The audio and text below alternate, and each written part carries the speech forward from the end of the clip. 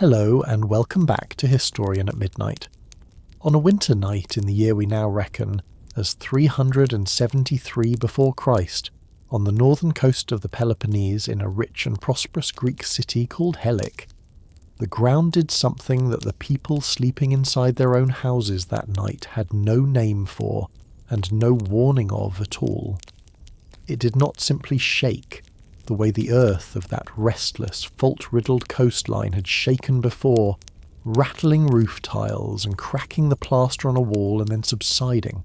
apologetic, back into stillness. It convulsed, all at once,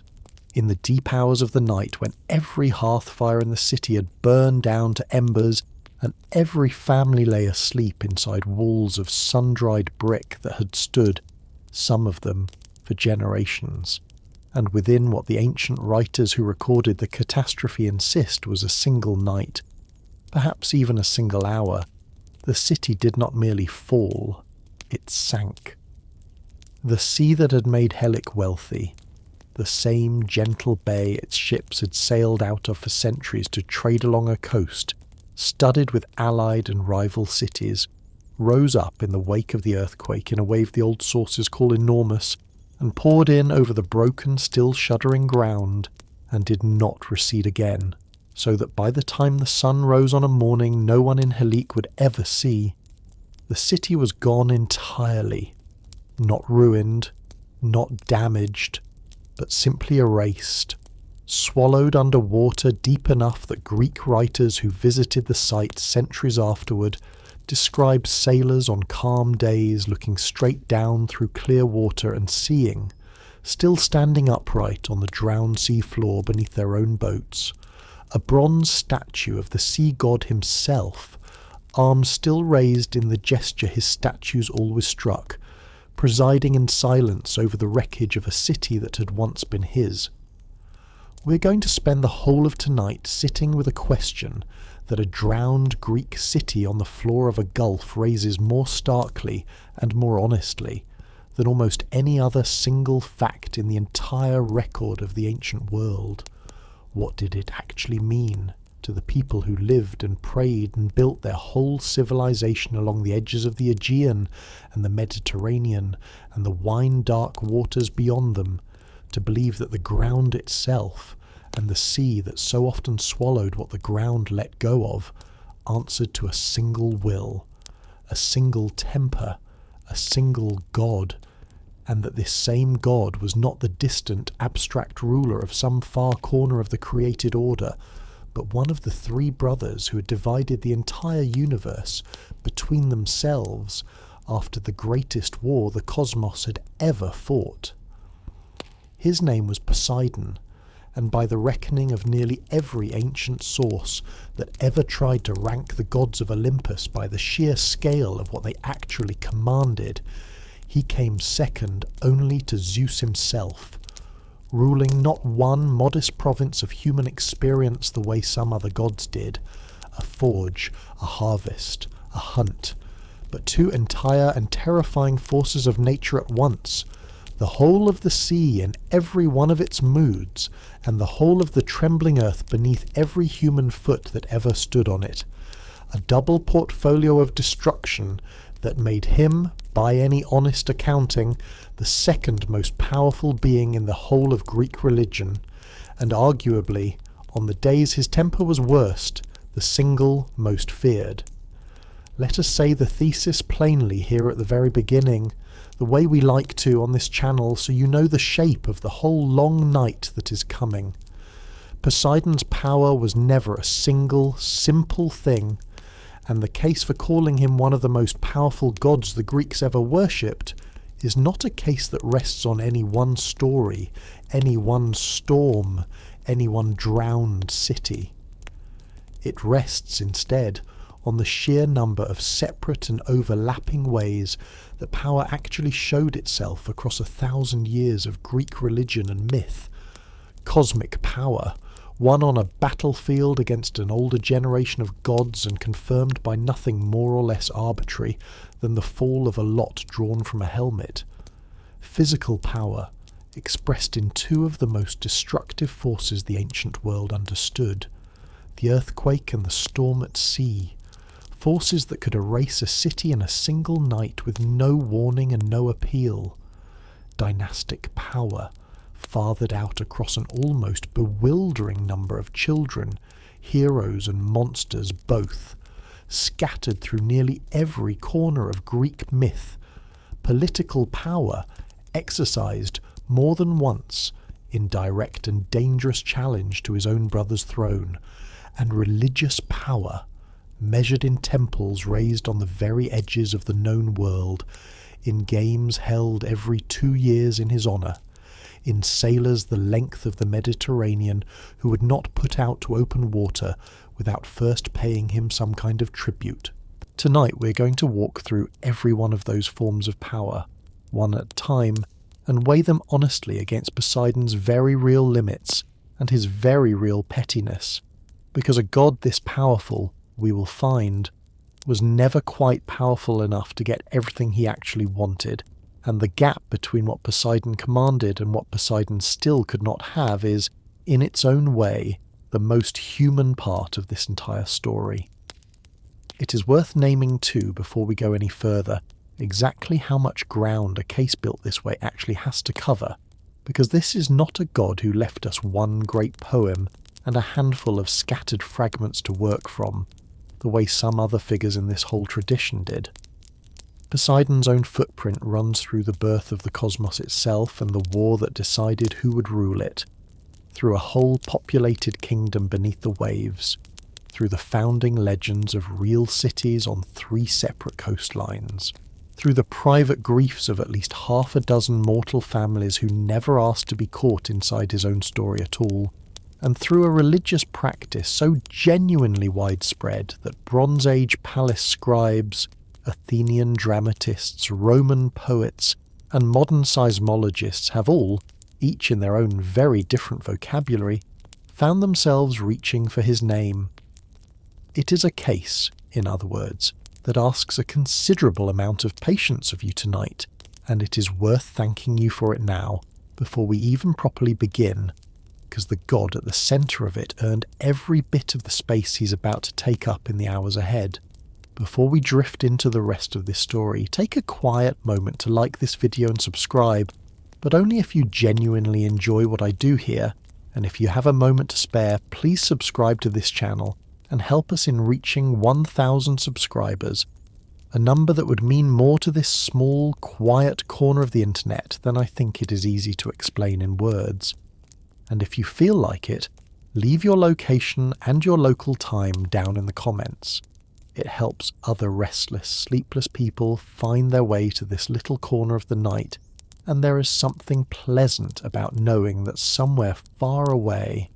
a stranger is settling under the same dark sky, listening to the same slow story. So get comfortable, let your shoulders sink into the bed,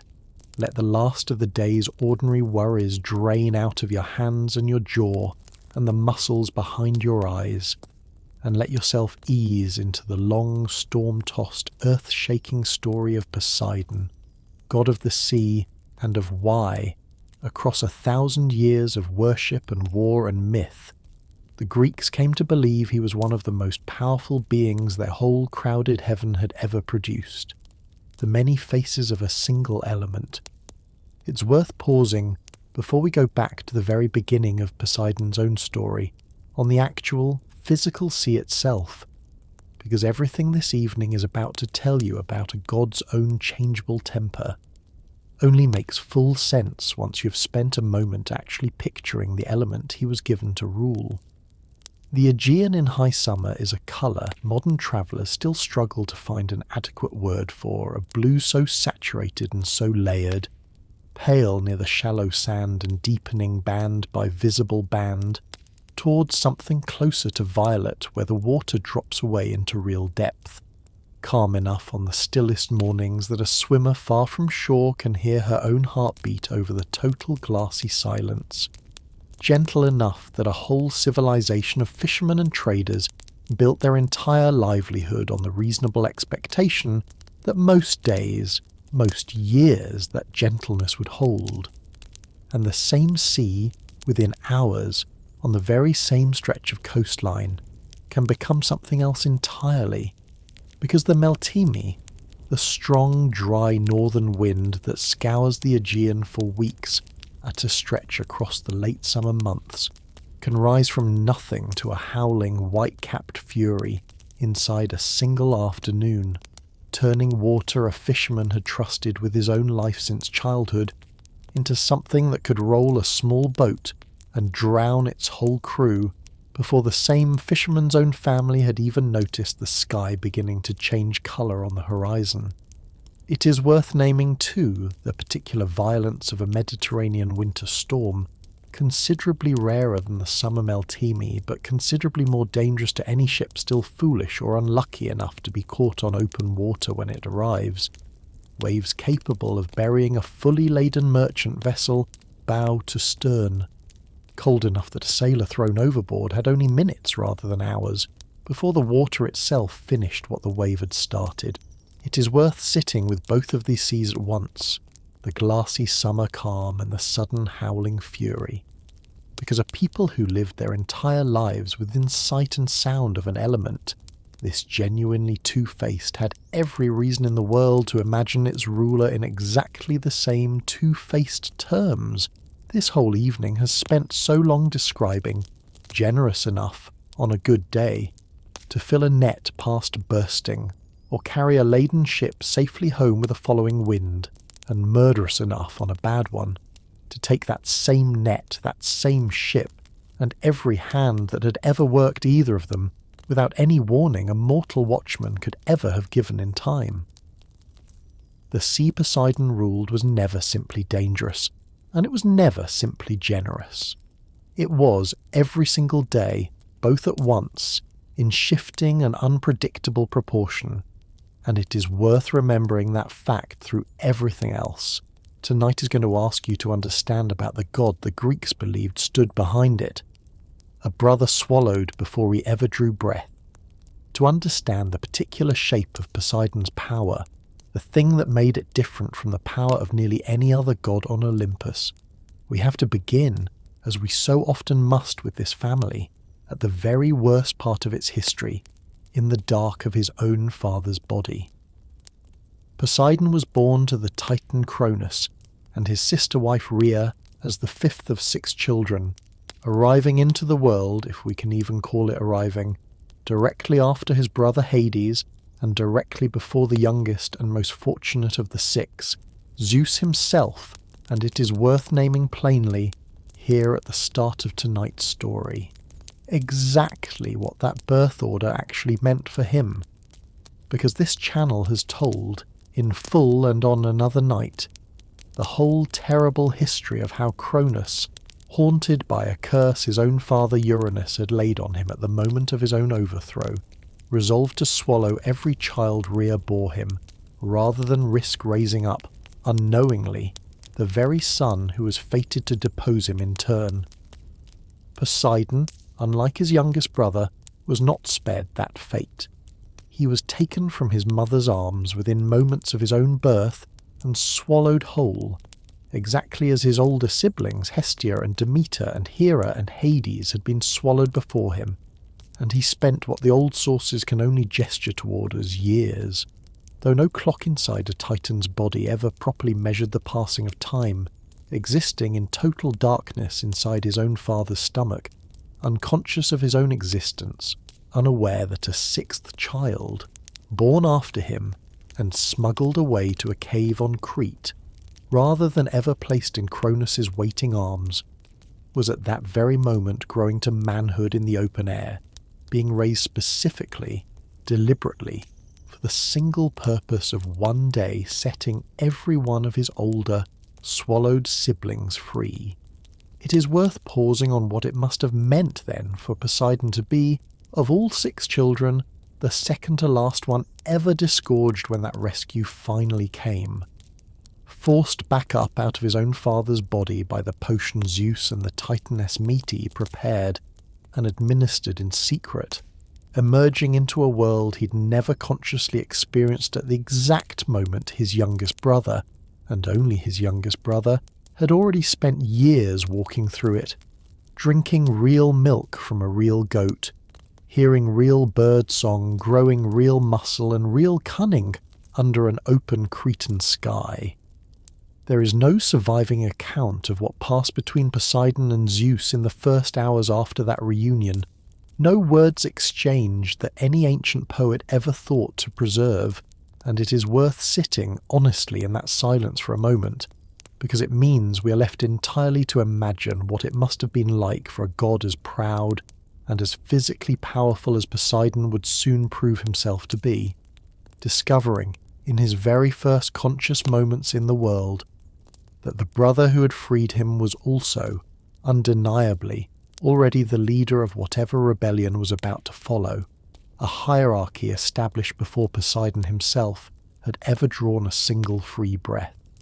settled by nothing more than the accident of which child their mother had managed to hide from Cronus's hunger, and which children she had not. It is a detail worth carrying forward into everything else tonight is going to tell you about Poseidon, because a great deal of what makes him such a compelling, and at times such a difficult, figure across the whole of Greek myth traces back to this single, unchosen fact of his own birth order. He was powerful enough by any fair reckoning to have led this rebellion himself, and yet he never quite got the chance, arriving into freedom one step behind a younger brother who'd simply had better luck, a weapon forged by the hands that owed him nothing. The war that followed Poseidon's release from his father's body, the 10-year cataclysm later ages would call the Titanomachy, is a story this channel has already told in its full and proper shape on another night, when we followed Zeus himself down into the darkness of Tartarus to free the imprisoned Cyclopes and the Hundred-Handed Ones, and watched that alliance, forged out of gratitude rather than fear, finally break the long stalemate between Olympus and the mountain of Othrys, where the older Titans made their stand. Tonight we're only going to dwell on the piece of that war that belongs most directly to Poseidon, because it is the single moment in the entire conflict that gave him the specific weapon and the specific authority that the rest of Greek religion would spend the following 1,000 years associating with his name above every other detail of his story. When the three Cyclopes brothers, Brontes and Steropes and Arges, freed at last from a captivity that had lasted since before Cronus himself first took the throne, set to work forging weapons in gratitude for the freedom no one before Zeus had ever thought to grant them, they did not make identical gifts for each of the three brothers who would soon divide the cosmos between them.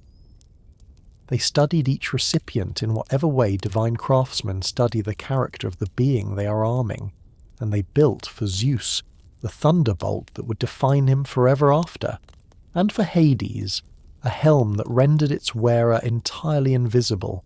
suited to a god who was about to rule a kingdom no living eye was ever meant to see into. And for Poseidon they forged the trident, a three-pronged spear unlike any weapon that had existed in the young universe before it, a tool built not merely to wound but to move the very elements themselves capable. The old poets tell us again and again across 1,000 years of retelling, of shaking solid earth as though it were no more substantial than water, and of stirring calm water into mountains of storm as though it were no more solid than air. It is worth pausing on how strange and how telling this particular gift actually is, because a spear meant for stabbing an enemy in single combat would have suited a war god perfectly well, and Poseidon certainly used his trident that way often enough across the centuries of myth that followed. But the trident's deeper power was never really about piercing flesh at all. It was about command over two forces the ancient world understood as fundamentally connected: water and earth, movement and stillness, calm and catastrophe, and it is worth noticing that no other weapon carried by any other god in the whole of Greek mythology was ever credited with quite this same dual authority over two entire domains of nature at once. Zeus's thunderbolt struck from the sky, terrible and final, but it struck a single target in a single instant. Poseidon's trident, wielded across an ocean, or driven into open ground, could unmake an entire coastline, could summon storms vast enough to scatter 1,000 ships at once, could, and this is the detail that Helice's own drowned bronze statue would one day come to embody with a literalness no myth ever quite matched, bring an entire city down into the sea in the space of a single night. It is worth naming too that the Cyclopes who forged this weapon owed their freedom to Zeus rather than to Poseidon directly, and yet the gift they gave the second brother was, in its own way, every bit as consequential as the gift they gave the first, a fact the whole of the ancient world seemed to understand instinctively even when the poets themselves rarely paused to spell it out in so many words. That whoever held the sea and the earthquake together in a single hand held something that even the king of the gods, for all his lightning, could never quite match for sheer, patient geographic reach. A throw of the lots and a third of everything. When the war against Cronus and the elder Titans was finally won, and the whole of that old order cast down into the sunless prison of Tartarus, the three victorious brothers, Zeus and Poseidon and Hades, faced a question that neither of the two kings who had ruled before them had ever actually had to answer, because both Uranus and Cronus had ruled alone, single sovereigns holding the whole of creation in one pair of hands, without ever needing to share it with a living soul. This channel has told on another night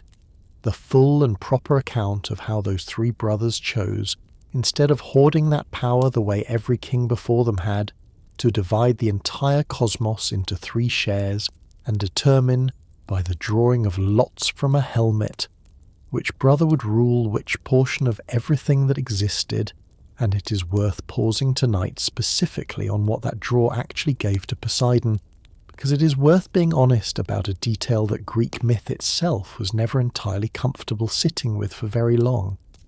By the plain mechanics of chance, Poseidon received the second greatest share of the divided universe.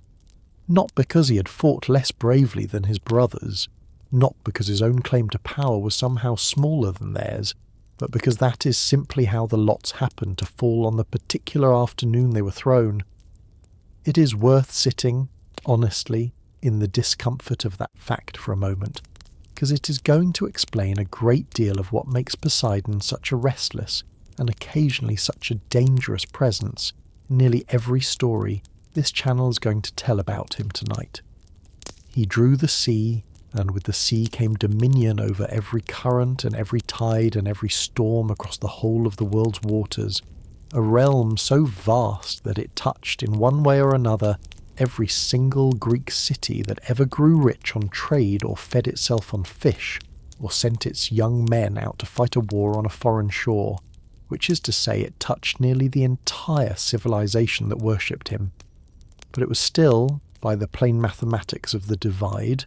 a third rather than a whole, a portion equal in formal rank to his brother's portions, but never quite equal, in Poseidon's own evident and lasting estimation, in prestige, since Zeus retained not merely the sky, but the acknowledged headship of the entire Olympian order, the seat at the centre of the council table, the final word in every dispute the gods could not settle among themselves, while Poseidon, for all his own genuine and terrifying command over 2 of the most destructive forces in the ancient imagination, remained, formally and permanently a subordinate king answering in the last instance to a brother who had simply had the better luck 1 year earlier in a cave on Crete, when their mother chose which infant to hide and which to hand over. We're going to see again and again tonight that this single fact, a throne won in real and equal partnership but ranked, forever afterward, just 1 step below his brothers, sits underneath nearly every major story Poseidon's own myth ever produced, because a god who is nearly the most powerful being in the entire cosmos, and knows it, and is still, however slightly, second, tends to spend a very great deal of his considerable power proving, again and again, in city after city and story after story, exactly how little that single rung of difference actually means. The god the palace scribes wrote down before anyone had ever composed a line of Homer. It is worth pausing, before we return to Poseidon's own family and his feuds, on a kind of evidence that no ancient poet ever intended to leave behind for us at all, because it lets us measure, with a precision no myth alone could ever offer, exactly how important this particular god actually was to the very earliest Greek-speaking people who ever worshipped him. This channel has already told on the night we walked through the whole of the Trojan War how the Mycenaean palaces of the late Bronze Age kept careful written records of their own economic life, inventories of olive oil and wool and bronze, incised by palace scribes onto small clay tablets, in a syllabic script of nearly 90 symbols that modern scholars call Linear B, tablets that were never meant to survive at all, and that were preserved for more than 3,000 years only by the accident of the very fires that destroyed the palaces which produced them. It is worth naming now what those same tablets actually tell us about Poseidon specifically, because the answer surprised the scholars who first learned to read that ancient script in the middle of the 20th century, and it surprises most people hearing it for the first time even now, at the Palace of Pylos on the southwestern coast of the Peloponnese, in a set of tablets that record religious offerings made by the palace on behalf of the whole kingdom, the god named Poseidon rendered in the tablet's own careful, consonant-heavy spelling of a name that would not settle into its familiar later form for centuries yet, appears more often and receives offerings on a grander scale than any other single deity recorded in that same archive, Zeus himself, rendered in the tablets as Daiwi, included. It is worth sitting with that fact for a moment, because it means that in at least one major Mycenaean kingdom, in the world that would one day launch the very fleet that sailed against Troy, the god later tradition would rank as second to Zeus was, by the plain evidence of the palace's own religious bookkeeping, treated as the single most important deity the whole kingdom answered to, honoured with what appear to have been the largest livestock offerings and the most substantial allotments of land recorded anywhere in the archive. One especially striking tablet from that same Pylos archive, catalogued by modern scholars under the label TN316, records a single, extraordinary day of religious observance in which the palace sent offerings to a whole roster of gods in careful sequence, and Poseidon's own name appears near the very top of that list, positioned with a prominence the tablet gives to no other deity except the goddess sometimes read as Potnia, a title meaning simply the lady, whose own precise identity remains, even now, a genuine and unresolved puzzle among the scholars who study these texts. It is worth naming, too, a detail that later Greek myth itself seems to have half remembered and half forgotten across the centuries between the fall of the Mycenaean palaces and the composition of Homer's own poems, because the tablets record a female counterpart to Poseidon worshipped alongside him at Pylos under the title Poseidaija, a name that scholars read as meaning simply Poseidon's own lady, a consort whose later identity is genuinely uncertain, since she does not map cleanly onto Amphitrite as the later, fully developed mythology would come to know her, and it is worth wondering, honestly, in the dark tonight, how much of Poseidon's own oldest and most important religious identity, worshipped by a whole Bronze Age kingdom as its single most significant deity, simply never survived the 4 centuries of total silence this channel has called, correctly, a dark age, the same silence that swallowed nearly every other detail of the world that fought and remembered the Trojan War, leaving later poets to reconstruct, out of fragments and half-memory, a Poseidon considerably more junior to his brother Zeus than the palace at Pylos itself had ever actually believed him to be. It is worth naming, finally, why a coastal kingdom like Pylos might have honoured this particular god, above every other member of its own crowded heaven? Because the answer is not really a mystery at all once you remember where Pylos itself actually sat. A palace built low and exposed on a stretch of coastline that modern geological surveys confirm sits directly astride some of the same seismically active faults that would one day bring down the city of Helique, a kingdom whose own wealth depended entirely on ships that had to survive open water, and whose own walls and columns and painted floors depended, every single day they remained standing, on ground that never fully stopped moving beneath them. A palace that lived that close to both of Poseidon's own two domains at once, the earthquake and the sea, had every practical reason in the world to make certain that its offerings to the god who commanded both arrived first and largest and most carefully recorded, ahead of every other name on the list: the Earthshaker and the Tamer of Horses. It is worth pausing here before we go any further into Poseidon's family and his feuds on the actual scope of what his third of the universe genuinely commanded,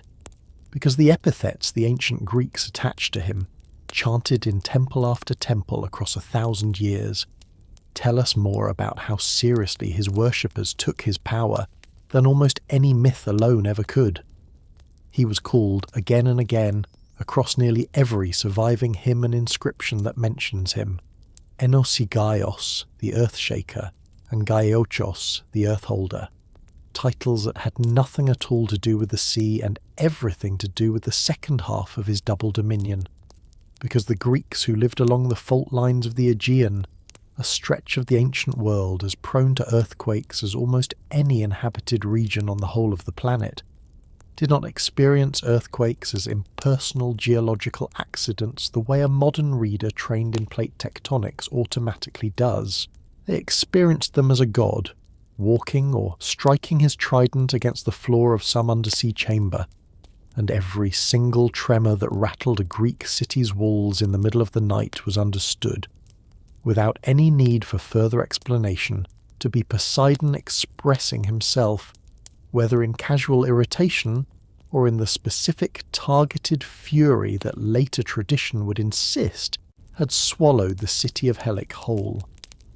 It is worth pausing too on the stranger and less obviously connected half of Poseidon's portfolio, his role as Hippios the horse god, patron of every stable and every chariot race and every wild herd that ever thundered across a Greek plain, because to modern ears the pairing of sea god and horse god can sound almost arbitrary. Two entirely separate domains awkwardly bolted onto a single deity for no clear reason at all.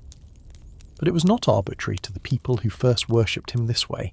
and it is worth explaining exactly why, because the connection reveals something true about how the ancient imagination actually worked,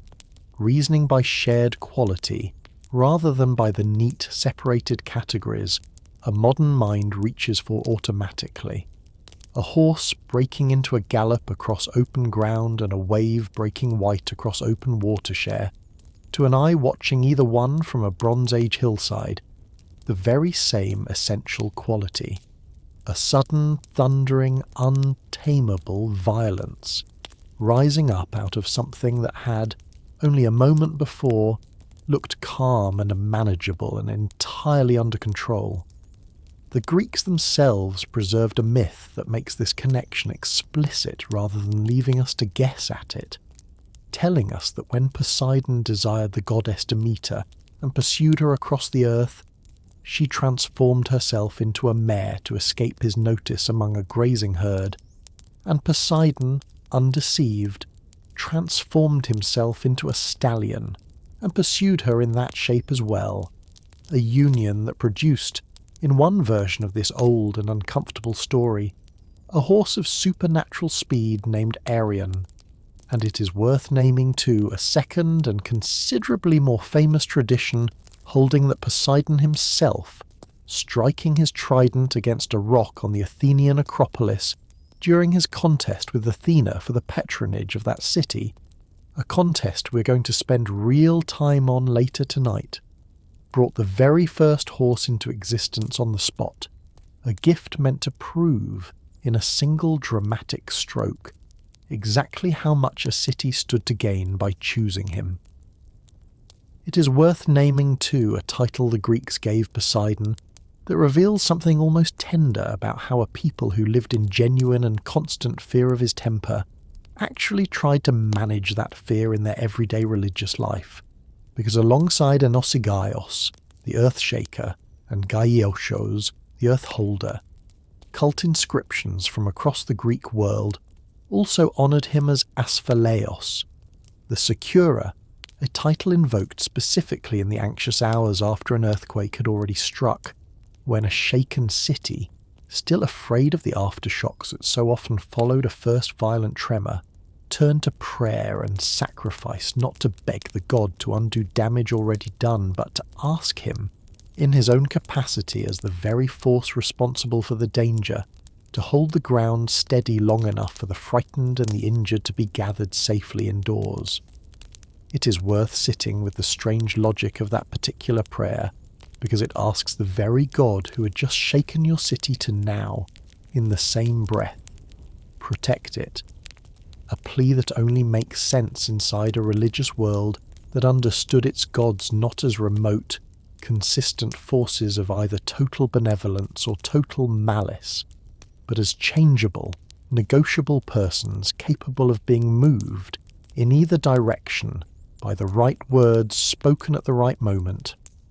It is worth naming too a sacred grove that survives for us today, chiefly through a few scattered lines in a short and little-known Homeric hymn composed in Poseidon's own honour. Considerably shorter and considerably less famous than the hymns composed for Demeter or for Apollo, but no less genuine a piece of the same ancient devotional tradition,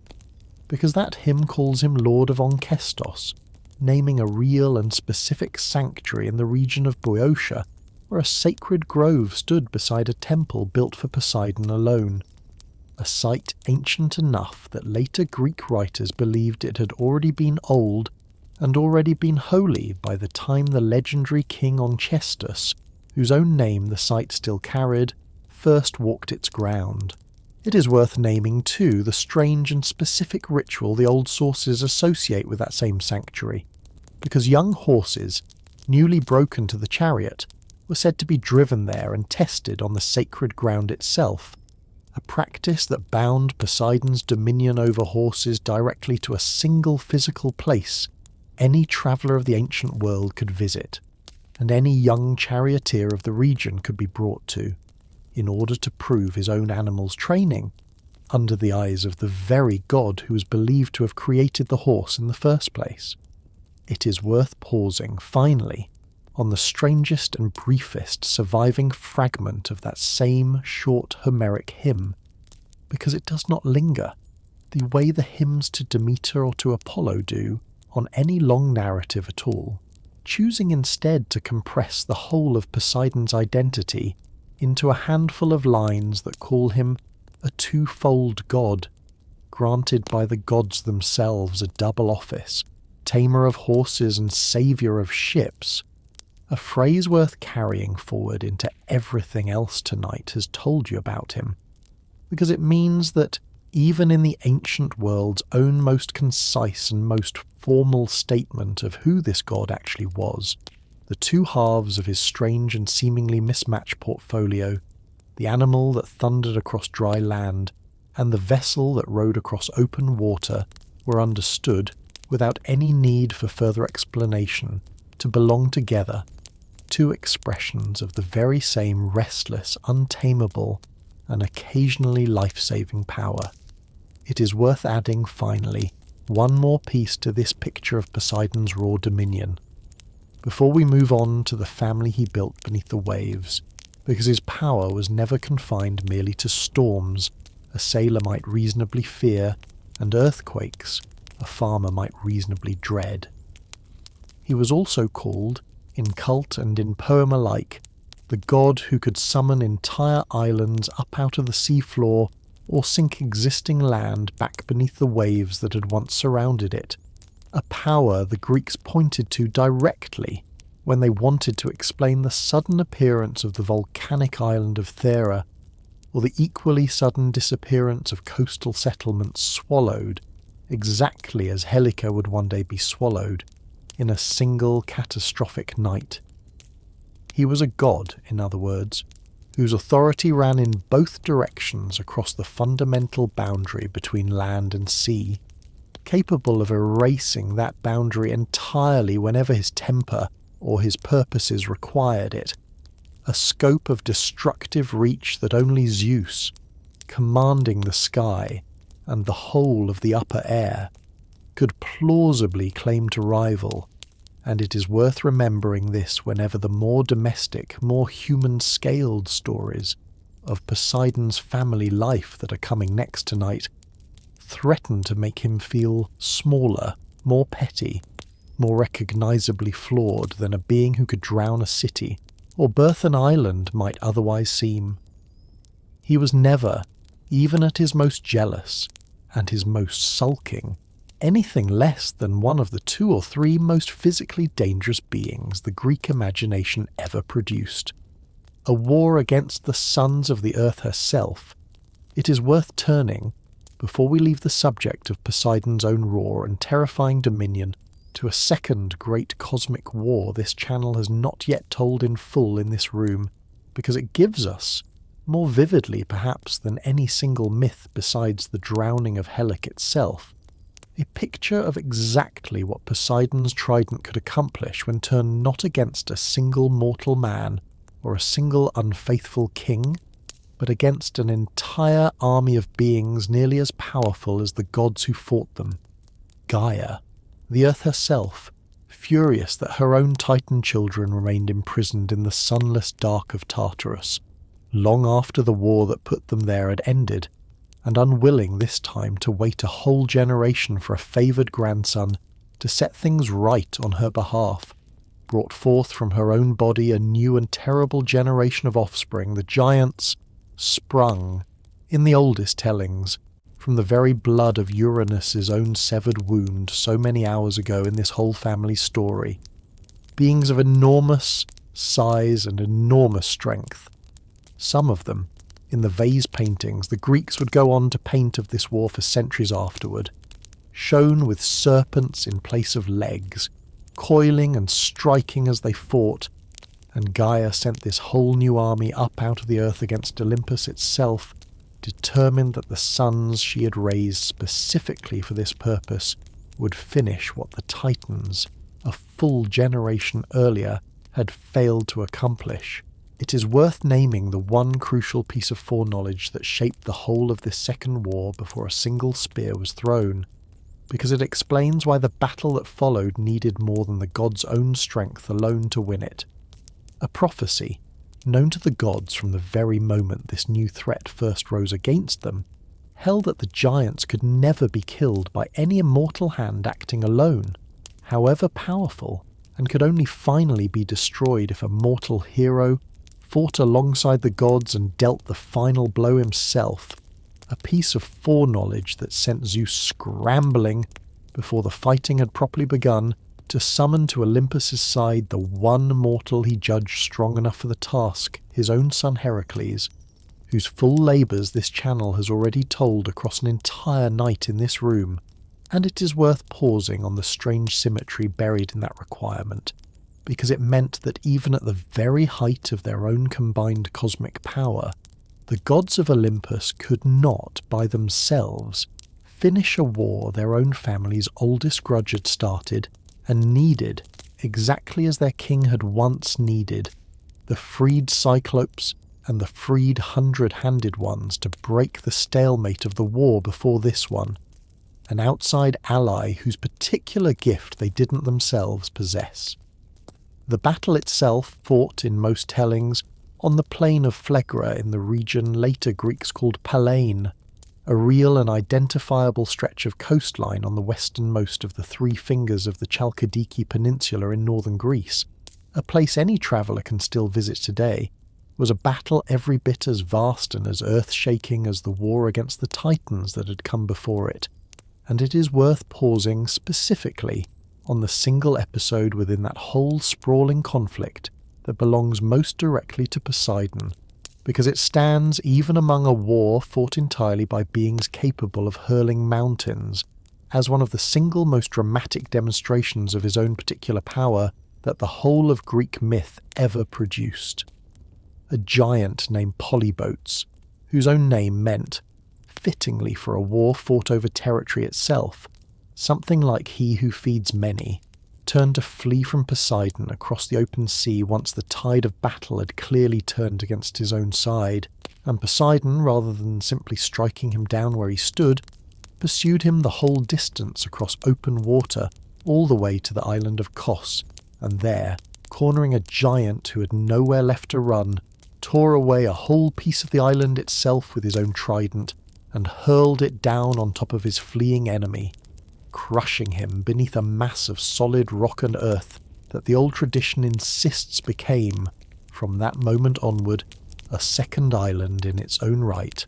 rising up out of the sea beside Kos under the name Nisiros,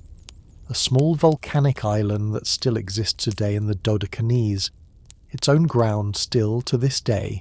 warm with volcanic activity in places as though the violence of the blow that supposedly created it had never entirely finished settling. It is worth pausing on how often the ancient world itself chose to depict this exact single moment, out of an entire, sprawling war fought across the whole of Olympus's own borders, because Greek vase painters of the 5th century before Christ returned to the image of Poseidon pursuing Polybotes, trident raised, robes streaming behind him, as though caught in the wind of his own furious speed, again and again across the surviving painted pottery of that century, a duel evidently popular enough among ordinary Athenian buyers of fine painted ware, that it became one of the standard recognisable scenes any workshop of the period could be expected to produce on request.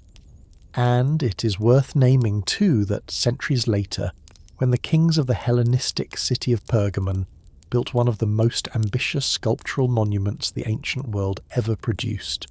a great marble altar carved along its entire base with a continuous frieze depicting the whole war against the giants in overwhelming, muscular detail, a monument whose surviving panels can still be seen today, reconstructed in a museum in Berlin. Poseidon's own struggle against the sons of the earth was given a place of real prominence among the whole crowded, writhing composition, evidence that this particular story, this particular proof of what the sea god's trident could do when the whole order of the cosmos itself was genuinely at stake, remained one of the ways the Greek world most wanted to remember him for the better part of 1,000 years after the war it depicted was first imagined. It is worth closing this part of tonight's story by naming what this whole episode actually adds to the case this evening has been building from its very first paragraph, because the Gigantomachy shows us Poseidon's power exercised in its most straightforwardly heroic register, fighting not out of wounded pride or a broken wage or a jealous grudge, but in direct, unambiguous defence of the entire order his own generation of gods had won at such cost in the war before this one. And it is worth remembering that register, heroic rather than merely vindictive, exists in this god story too, sitting alongside every other, considerably pettier motive tonight's evening is going to keep circling back to, because a full and honest accounting of any kind of power, divine or otherwise, has to hold both registers open at once rather than collapsing a whole long and complicated life into whichever single story happens to be easiest to tell. A courtship of dolphins and a palace of coral. Beneath the waves he had won by the fall of a lot, Poseidon built for himself a household every bit as elaborate, and in its own way every bit as fraught, as the one his brother Zeus presided over on the summit of Olympus. And it is worth beginning the household story with the way Poseidon found his own queen, because the courtship the old sources describe tells us something true about the particular flavour of his power, a power that could command and terrify an entire ocean, and still, when it came to matters of the heart, found itself needing help from creatures far smaller and far gentler than any storm. Amphitrite was a Nereid, one of the 50 sea nymph daughters of the ancient sea god Nereus and the Oceanid Doris, a lineage of marine divinities considerably older than Poseidon's own Olympian generation. And when Poseidon first set his eye on her, the old sources tell us she fled from him, unwilling by some accounts out of simple reluctance to be any god's bride, and by others out of a particular wariness of Poseidon's own reputation, already well earned by that point in the story, for pursuing whatever caught his interest with very little patience for being refused. She hid herself, in the fullest version of this story, at the far western edge of the world, in the care of the Titan Atlas, still bent forever beneath the weight of the sky he had been sentenced to carry. And it is worth pausing on the detail that it was not Poseidon's own trident, and not any direct threat or any storm sent in anger, that finally brought her back, but a dolphin sent out across the whole breadth of the ocean specifically to find her, plead Poseidon's case with whatever gentleness a dolphin could muster, and escort her home to become his queen. A courtship the Greeks honoured afterward by placing the dolphin itself among the stars as a constellation, a small, telling reward for the one creature in this entire story whose contribution was persuasion rather than force. It is worth pausing too on what that marriage actually produced, because Amphitrite bore Poseidon a son named Triton, part man and part fish, who would come to serve, across the whole of later Greek and Roman art, as his father's own herald and trumpeter, blowing on a great spiral conch shell to calm the sea's own restless waters whenever Poseidon commanded it, or to stir them into fresh violence whenever his father's temper required that. Instead, a figure so thoroughly identified with the sea's own moods that his very name would go on to lend itself thousands of years later to an entire modern astronomical category. The Kuiper Belt object Triton itself, now recognised as the largest moon of the planet Neptune, itself named in the Roman tradition that eventually absorbed and renamed nearly the whole of Greek mythology for Poseidon under his Latin title. Amphitrite also bore him a daughter, Rhode, for whom the island of Rhodes was said to be named, and it is worth sitting with the underwater household this small family built together, a palace the old poets describe as built of gold and coral,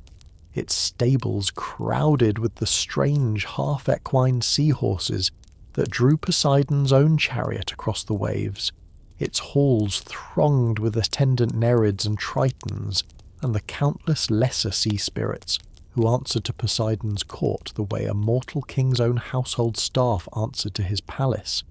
because it is worth remembering, against everything darker still to come tonight, that Poseidon's kingdom was never merely a wasteland of storms and drowned cities. It was also, for the creatures who called it home, an entire second civilization, gleaming and orderly and genuinely beautiful, existing beneath a surface most mortals never looked past. It is worth pausing, before we leave Poseidon's own undersea household, on the much larger and much stranger population of minor sea divinities that Poseidon's own kingdom actually governed, because his court was never merely his own wife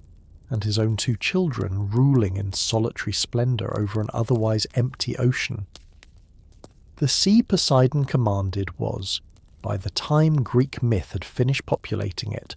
one of the most crowded corners of the entire ancient cosmos, and it is worth naming some of its other residents,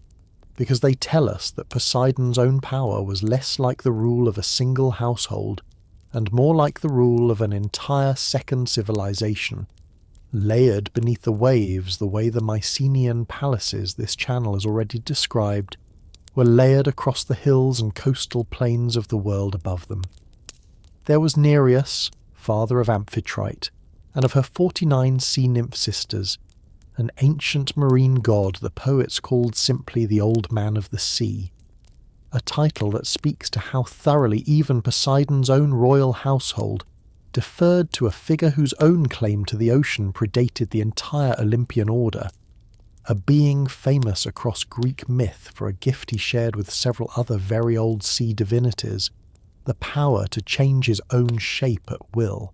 slipping through a captor's grip as a lion, then a serpent, then a rushing stream of water itself, a gift the hero Heracles was forced to overcome by main strength alone, in a story this channel has already told in full, in order to wrestle from the old man's own unwilling mouth the directions he needed to complete one of his final and most distant labours. There was Phorcys, and his own sister wife Cato, an older and considerably darker pair of sea divinities, whose own children included some of the single most feared monsters in the whole of Greek myth. Among them the Gorgons, Medusa foremost among her two immortal sisters, whose own tangled connection to Poseidon this evening we'll return to shortly, and the Grey, three grey-haired sisters born already old, sharing a single eye and a single tooth passed hand to hand between them, guardians of secrets the hero Perseus needed and was forced to steal, in a story this channel has already told in full, by the simple and rather ungentle expedient of snatching that shared eye away mid-pass, and refusing to return it until the sisters agreed to talk. And there was Proteus, a second shape-shifting old man of the sea, sometimes named as Poseidon's own son, and sometimes as an independent and even more ancient sea god in his own right, a figure this channel has already met once before, on the night we followed Menelaus's own long, storm-delayed voyage home from Troy, in the Odyssey's own fourth book, when the Spartan king was forced to wrestle a shape-shifting prophet on a beach in Egypt in order to learn the way home,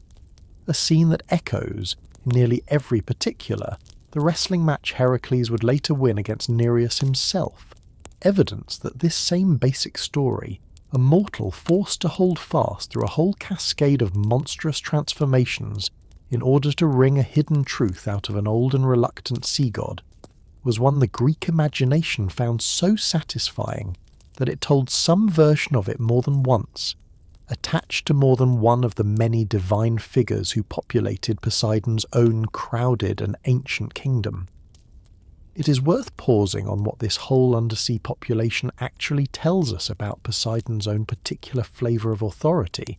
because a king who rules over gods this old, this strange, and in several cases this much more anciently established in their own domain than he was himself, newly arrived by the fall of a single lot into a kingdom that had, in its own quiet way, already existed and already had its own residents, and its own rulers for uncounted generations before his own birth, was never quite ruling an empty territory the way a modern reader might first imagine. He was ruling instead an old and populated country, layered with its own prior sovereigns, its own prior monsters, and its own prior stories, a country that had simply agreed, whether out of genuine loyalty or out of the same plain practical wisdom that had once persuaded a dozen silent titans to let Cronus alone answer their mother's plea, to accept a newer, younger, and considerably more violent king as its own formal head. It is worth returning now and telling in its fuller and considerably stranger shape. The story tonight has already mentioned once in passing, because the pursuit of Demeter by her own brother Poseidon is one of the darkest and most uncomfortable episodes in this whole god's history, and it deserves a fuller telling than the brief mention it received earlier tonight allowed it, precisely because this channel does not believe in softening the parts of these old stories that a modern listener has every right to find genuinely disturbing. Demeter, grieving the loss of her own daughter Persephone to the Underworld in a story this channel may well tell in full on another night, wandered the earth in a mourning so total that she had, by the time this particular episode finds her, transformed herself, the old sources tell us,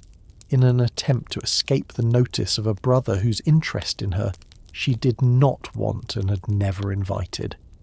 She took the shape of a mare and hid herself among the ordinary grazing horses of King Onsius in Arcadia,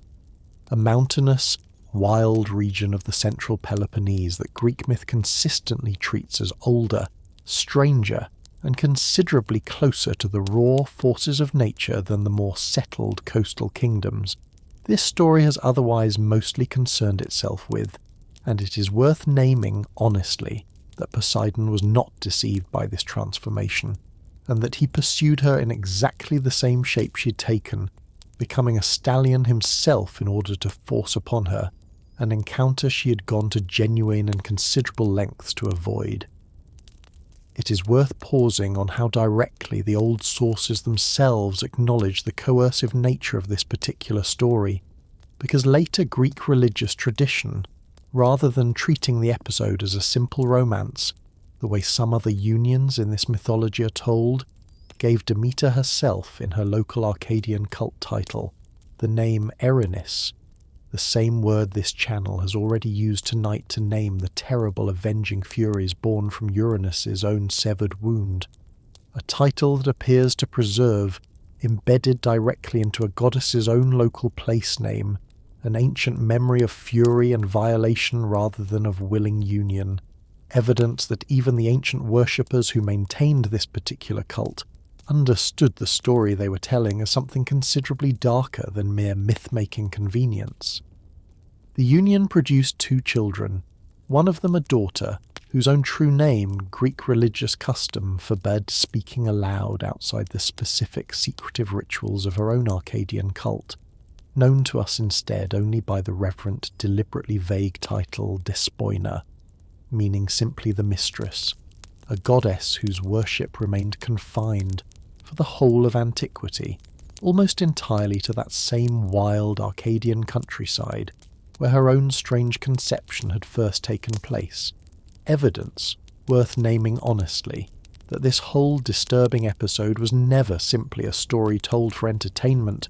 but the sacred, half-hidden founding legend of an entire local cult that real worshippers maintained, generation after generation, in real temples on real Arcadian hillsides. The second child was Arion, a horse of supernatural speed and in several tellings the power of human speech,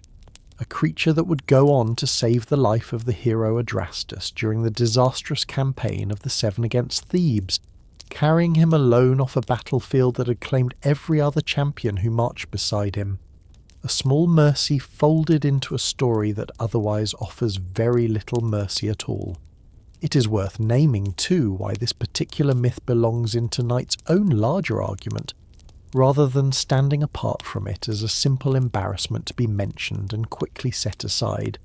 because it tells us something true about the specific and uncomfortable shape Poseidon's power so often took across the whole of his mythology. A god whose authority over horses and over the sea alike was consistently expressed, across story after story this evening as now told in full, as a power that did not always wait for consent, whether from a mortal king who owed him an honest wage, a city choosing its own patron, or, in this darkest instance, his own sister and fellow Olympian. And it is worth remembering this alongside everything gentler tonight has also shown you, the dolphin sent to plead a shy bride's case, the freed cyclopes forging gifts out of pure gratitude, because an honest accounting of power, divine or otherwise, cannot simply choose the flattering stories and quietly set the others aside. Fathering both monsters and heroes, it is here, in the sheer scale and the sheer strangeness of Poseidon's fatherhood beyond his one formal marriage, that his power takes on a dimension the trident and the earthquakes alone never quite capture, because almost no other god in the whole of the Greek pantheon, save perhaps Zeus himself, scattered his own bloodline across so many different corners of myth, or produced offspring ranging so wildly from the monstrous to the heroic, often within a single, unresolved character. And it is worth walking through this family carefully tonight, because the pattern it reveals says something true about how the ancient imagination actually understood the sea's own contradictory nature, generous and murderous within the very same hour. We begin because this channel has already told his story in full on another night, when we followed Odysseus across a decade of storms this same god sent against him, with Polyphemus, the one-eyed Cyclops whose blinding at Odysseus's own hand ignited the 10-year wrath this channel has already walked through, storm by storm, in a night we will not repeat tonight beyond the single necessary reminder that it happened, and that it stands as perhaps the single most famous illustration in the whole of Greek myth of exactly how far a father's love could carry a son's grievance, even a monstrous son's, even a grievance most mortal audiences might struggle to find much sympathy for on first hearing. It is worth naming briefly that this same pattern of loving a fearsome child without reservation repeats across nearly every other offspring Poseidon ever fathered, because it was never merely Polyphemus who inherited his father's more frightening qualities. Antaeus, a giant who ruled the sands of Libya and challenged every traveller who passed through his territory to a wrestling match he could never lose, so long as his feet remained in contact with his Mother Earth. The very ground his mother Gaia had given him strength from was Poseidon's own son as well, eventually defeated only when Heracles, in a story this channel has already told in full, realized the secret of his strength and held him aloft, off the ground, until his borrowed power drained entirely away and he could be crushed in the hero's own arms. But it is worth insisting just as firmly that Poseidon's fatherhood produced heroes and wonders in exactly the same measure it produced monsters, and that any honest accounting of his family has to hold both sides of that ledger open at once. When the hero Perseus struck off the head of the Gorgon Medusa, in a story this channel has already told in full, it was from her severed neck, and not from any ordinary birth, that two children sprang fully formed into the world, both of them fathered, in the old tradition, by Poseidon himself during an earlier and considerably darker union with Medusa, when she was still a mortal woman rather than the monster her own curse would eventually make her. One of those two children was Chrysaor, a giant remembered chiefly for the golden sword from which his name derived. The other was Pegasus, the winged horse whose birth from a monster's own blood stands as one of the strangest and most beautiful transformations in the whole of Greek myth. A creature that would go on to carry the hero Bellerophon into battle against the fire-breathing Chimera, and would end its own long story, in the fullness of later tradition, carrying thunder and lightning for Zeus himself on Olympus, a winged son of Poseidon's own troubled union, eventually finding honoured service in the very household of the brother who had once drawn the better lot. It is worth naming, too, that Poseidon's own reach extended into the founding stories of entire cities and entire heroic bloodlines beyond even these. Theseus, the great hero and eventual king of Athens, whose labours on the road from Troyes in this channel may well tell in full on some other night, was said by the fullest tradition to have been fathered twice over in a single night, once by his mortal stepfather Aegeus, and once, in the same hour, by Poseidon himself, a doubled paternity that let the later Athenians claim their greatest hero as kin to the sea god, even while keeping him formerly a mortal king's son, a piece of religious diplomacy worth noticing because it shows us Poseidon's fatherhood being used, quite deliberately, to bind an entire city's civic identity to his own considerable prestige. Orion, the great hunter later placed among the stars as one of the most recognisable constellations in the whole night sky, a figure whose story this channel will likely tell in full some other night, was Poseidon's son as well by most tellings, granted by his father the gift of walking across the surface of the sea as easily as a mortal man walks across dry land, and it is worth remembering finally that even the terrifying Laestrygonians, the cannibal giants who destroyed 11 of Odysseus's 12 ships in a single afternoon during that same long voyage home this channel has already told in full, traced their own kingly line back to a son of Poseidon as well. A detail that means nearly every major obstacle Odysseus faced across his entire 10-year voyage, the Cyclops, the Lystragonians, and the storms themselves, all ultimately answered, in one way or another, to the very same furious father. It is worth returning now to the wider survey of Poseidon's own children this evening began earlier tonight, because there remain several more of his sons whose stories round out in genuinely important ways the full and honest picture of exactly how far his bloodline actually reached across the whole of Greek myth, and it is worth beginning with two brothers whose own story offers one of the strangest and most direct echoes within a single generation of the very rebellion this whole family's history keeps circling back to. Otus and Ephialtes, twin sons of Poseidon known together as the Aloedae, after the mortal husband their mother Iphimedea had actually been married to when she conceived them by the sea god instead, grew, the old sources tell us, at a rate no ordinary child could match, adding a full cubit to their own height and a full fathom to their own girth with every single year that passed,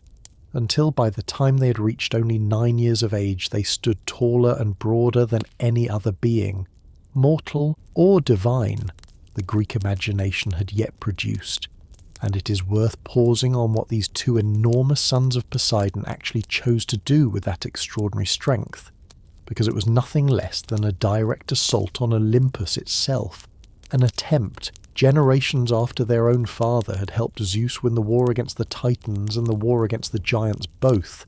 to storm the heavens by main force, stacking Mount Ossa on top of Mount Pelion, two real and still standing peaks in the region of Thessaly that any traveller in modern Greece can still see, rising one behind the other along that same coastline, in order to build a stairway of solid earth all the way up to the god's own hall. It is worth naming too that their ambition did not stop at conquest alone, because the twins are said to have desired Hera for one brother and Artemis for the other, a boast of appetite matched to their boast of strength, and it is worth pausing on the particular irony buried in this whole episode, because it was Poseidon's own son Otus,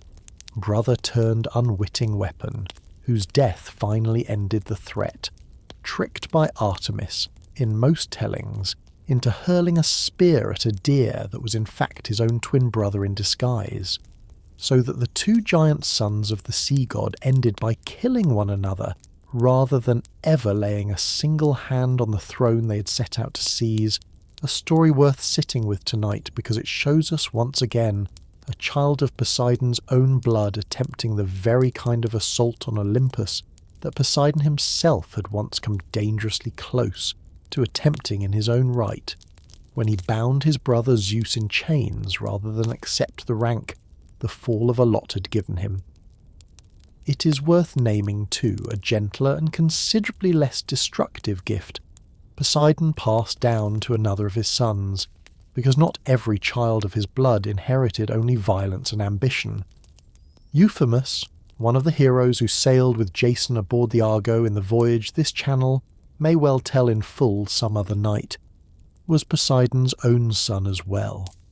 and he was said to have inherited from his father the singular power to walk across the surface of the open sea as easily and as dryly as any mortal walks across solid ground, a gift the old tradition connects directly to a small clod of sacred earth Euphemus received from a local god during the Argo's own long voyage, a clod that later legend holds he was meant to carry all the way home and cast into the sea near his own kingdom of Sparta, so that it might grow, generations later, into an entire new island,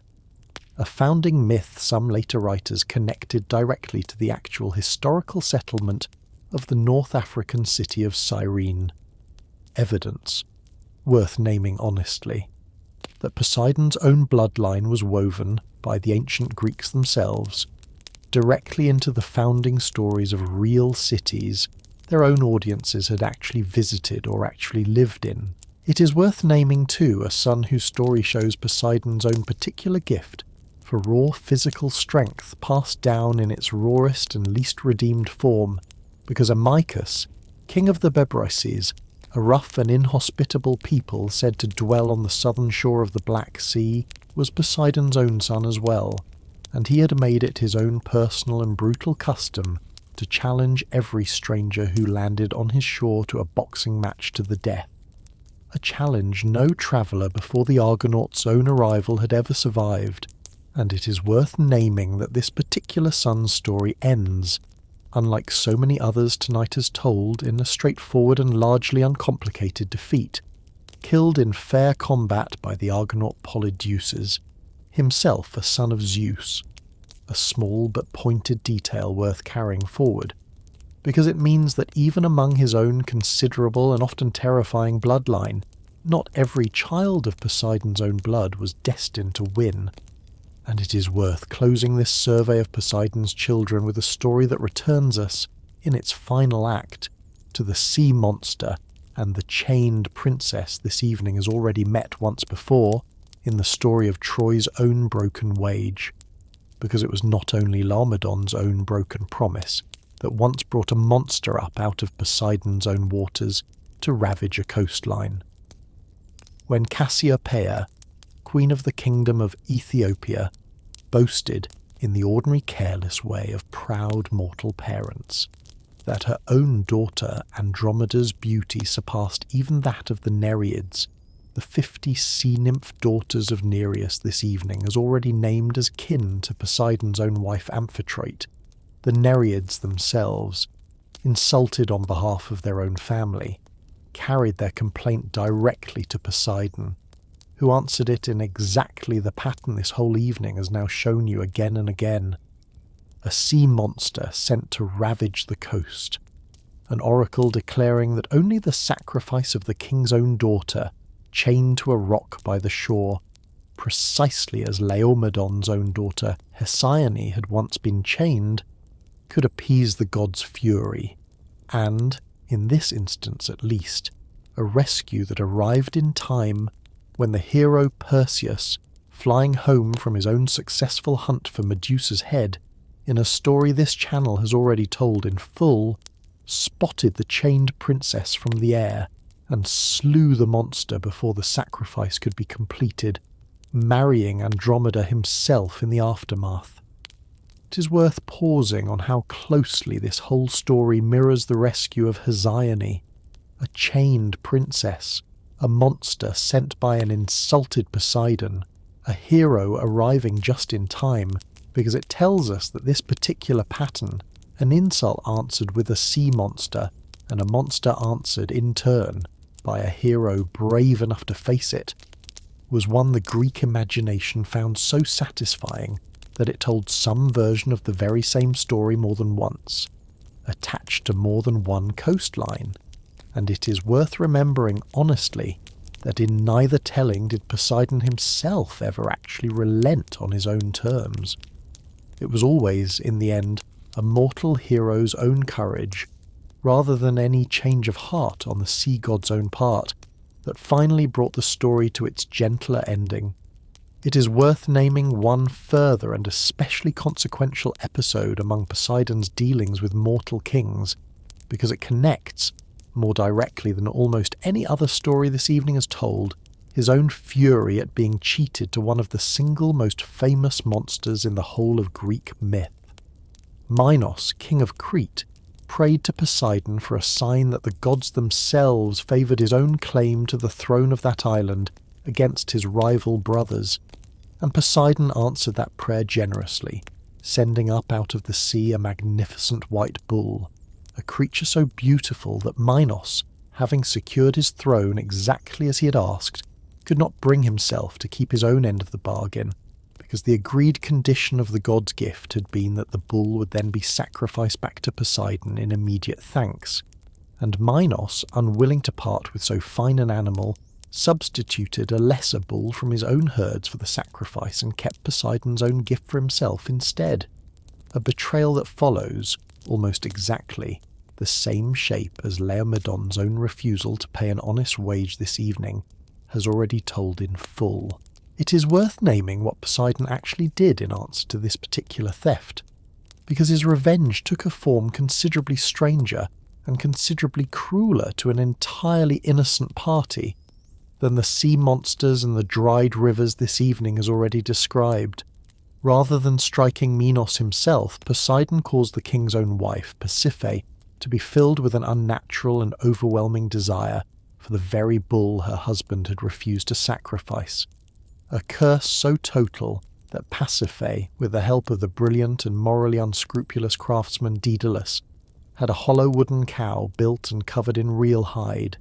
so that she might conceal herself inside it and satisfy a desire no queen should ever have been made to feel at all. And it is worth pausing honestly on how little sympathy this particular episode extends to Pasiphae herself, a woman punished, in effect, for her own husband's greed, exactly the same pattern this evening is already noted in the story of Poseidon's pursuit of Demeter, where a curse's actual cost so often fell on someone other than the party who had actually given the offence. The union produced the Minotaur, a creature with the body of a man and the head of a bull, a living permanent reminder of Minos' own broken promise that the king could neither kill, since it was, after all, still his own wife's child, nor safely allow to wander freely among his own people. And it was to house this same creature that Minos commissioned Daedalus to build the labyrinth, an elaborate maze of passages complex enough that no one who entered it could ever hope to find their own way back out again. A structure that would go on to demand, every 9 years by most tellings, a tribute of 7 young men and 7 young women sent from Athens as living food for the monster trapped inside it, until the hero, Theseus, this evening's own son of Poseidon by the fuller Athenian tradition, sailed to Crete among that same tribute and slew the Minotaur himself, finding his own way back out of the maze with the help of a thread given to him by Minos' own daughter Ariadne, a story this channel may well tell in full on some other night. It is worth pausing before we move on the particular and rather startling irony buried at the very centre of this whole episode,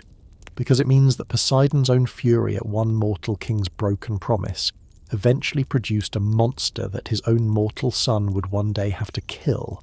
a grandson, in the strictest sense, of the very god whose own wounded pride had brought the creature into being in the first place. And it is worth sitting with that irony in the quiet of the night tonight, because it is exactly the kind of tangled, self-undoing consequence this whole evening has shown you again and again is woven through nearly every story Poseidon's own power ever touched. A punishment aimed at one man's greed that reached, in the end, considerably further than Poseidon himself could likely have intended, touching an innocent queen, an unasked-for monster, and generations later his very own child, called on to clean up a mess his own father's fury had originally made. It is worth naming one final, and in its own way one of the most consequential, of Poseidon's mortal unions, because it reaches directly back into the very Bronze Age archive this evening opened with, and it is worth telling in full. Tyro, a mortal princess of Thessaly, had fallen in love, the old sources tell us, not with any god or any mortal suitor, but with a river, the god Enipeus, whose own waters ran cold and clear through her own homeland. And she walked the banks of that river so often and so openly in her own unrequited longing that Poseidon himself noticed her devotion, and, in a deception this evening has already shown to be one of this god's own recurring habits, took on the river god's own exact appearance, in order to approach her without her ever suspecting the substitution, a union that produced twin sons, Peleus and Neleus, exposed at birth on a lonely hillside exactly as so many unwanted or feared children in this whole tradition of myth were exposed and rescued in this instance by a passing herdsman's wife,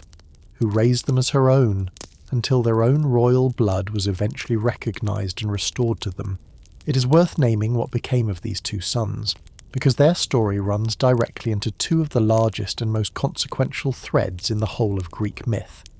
Peleus grew to seize the throne of Iolcus in Thessaly, and it was this same Peleus, fearing a prophecy that a man wearing only one sandal would one day cost him his own kingdom, who sent a young claimant named Jason on the voyage to retrieve the Golden Fleece, a quest this channel may well tell in full on some other night, setting in motion an entire epic cycle of its own out of nothing more than one insecure king's own inherited fear, a fear that echoes, whether the ancient audiences who told this story ever consciously noticed it or not, the very same pattern of a father, or in this case a usurping uncle, trying to forestall a prophesied downfall that this whole evening has already traced across 3 separate generations of gods in the war against the Titans. And Neleus, Peleus' own twin brother, travelled south and founded a kingdom of his own on the southwestern coast of the Peloponnese, at a city whose name this evening has already spoken more than once tonight, because that city was Pylos, the very palace this evening opened its account of Poseidon's own Bronze Age worship with, and it is worth naming now, the detail that closes this whole circle, because Neleus' own son, born generations before the Trojan War this channel has already told in full, was Nestor, the aged, wise, endlessly talkative king who counsels the assembled Greek army throughout the whole of the Iliad, a mortal descendant of Poseidon's own blood ruling, by the myth's own account, from the very palace whose own surviving clay tablets would one day tell modern archaeologists that Poseidon himself had been the single most honoured god in that same kingdom's own religious life. It is worth sitting with that coincidence, mythical genealogy and archaeological record pointing, entirely independently of one another, toward the very same conclusion, because whether or not any of it happened exactly as the old poets told it, it means that the Greeks who first shaped this story into the form Homer would eventually inherit already understood in their own bones that Pylos and Poseidon belong together, centuries before anyone could have read a single Linear B tablet to actually prove it. It is worth naming one further story from among Poseidon's many mortal unions,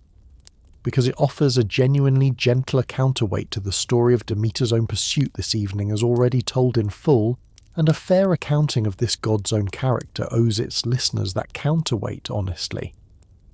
Amymone, one of the 50 daughters of Danos, the same refugee king this evening will shortly name in connection with the drought Poseidon once inflicted on Argos, was sent out by her own father to search the parched Argive countryside for fresh water during exactly the dry years that same drought had caused, an errand that placed her, alone and vulnerable, in the path of a lustful satyr who set upon her without warning as she rested along the way. It is worth naming what happened next, because it is one of the rare stories in this whole evening's telling where Poseidon's own considerable power arrives not as a threat but as a rescue. Hearing the girl's own cries, Poseidon himself intervened, driving off the satyr with a single cast of his own trident, and it is worth naming too that the trident, missing its intended target and striking instead into the dry rock of the Argive plain, opened up, in that single blow, a fresh spring of water flowing directly from the stone, the very water Danos had sent his own daughter out to find in the first place, transforming an act of violence very nearly done against her into the origin story of an actual lasting spring that later Greek geographers identified with a real and specific water source near the city of Lerna, a spring that continued flowing and continued being pointed to by name for centuries after the story itself was first told. It is worth naming honestly that Poseidon's own union with Amymone that followed this rescue was not, by any fair modern reading, entirely free of the same imbalance of power this evening, has already found reason to question elsewhere in his story. A god and a mortal woman he had just saved were never meeting on equal footing, however gently the old sources choose to frame what came next. But it is worth naming too that this particular story ends without a flood, without a curse, without a monster sent in fury, only a spring still flowing, still named, still pointed to by travellers who visited the region for centuries after the myth was first attached to it, and it is worth remembering this story specifically alongside the drought at Argos this evening is about to tell in full, because it means that the very same plain Poseidon would go on to punish with dried rivers out of wounded pride was also, by the very same god's own hand and within the very same cycle of stories, given back a source of water it had genuinely needed, a small and rarely noticed act of restoration, folded into a myth otherwise remembered chiefly for its fury.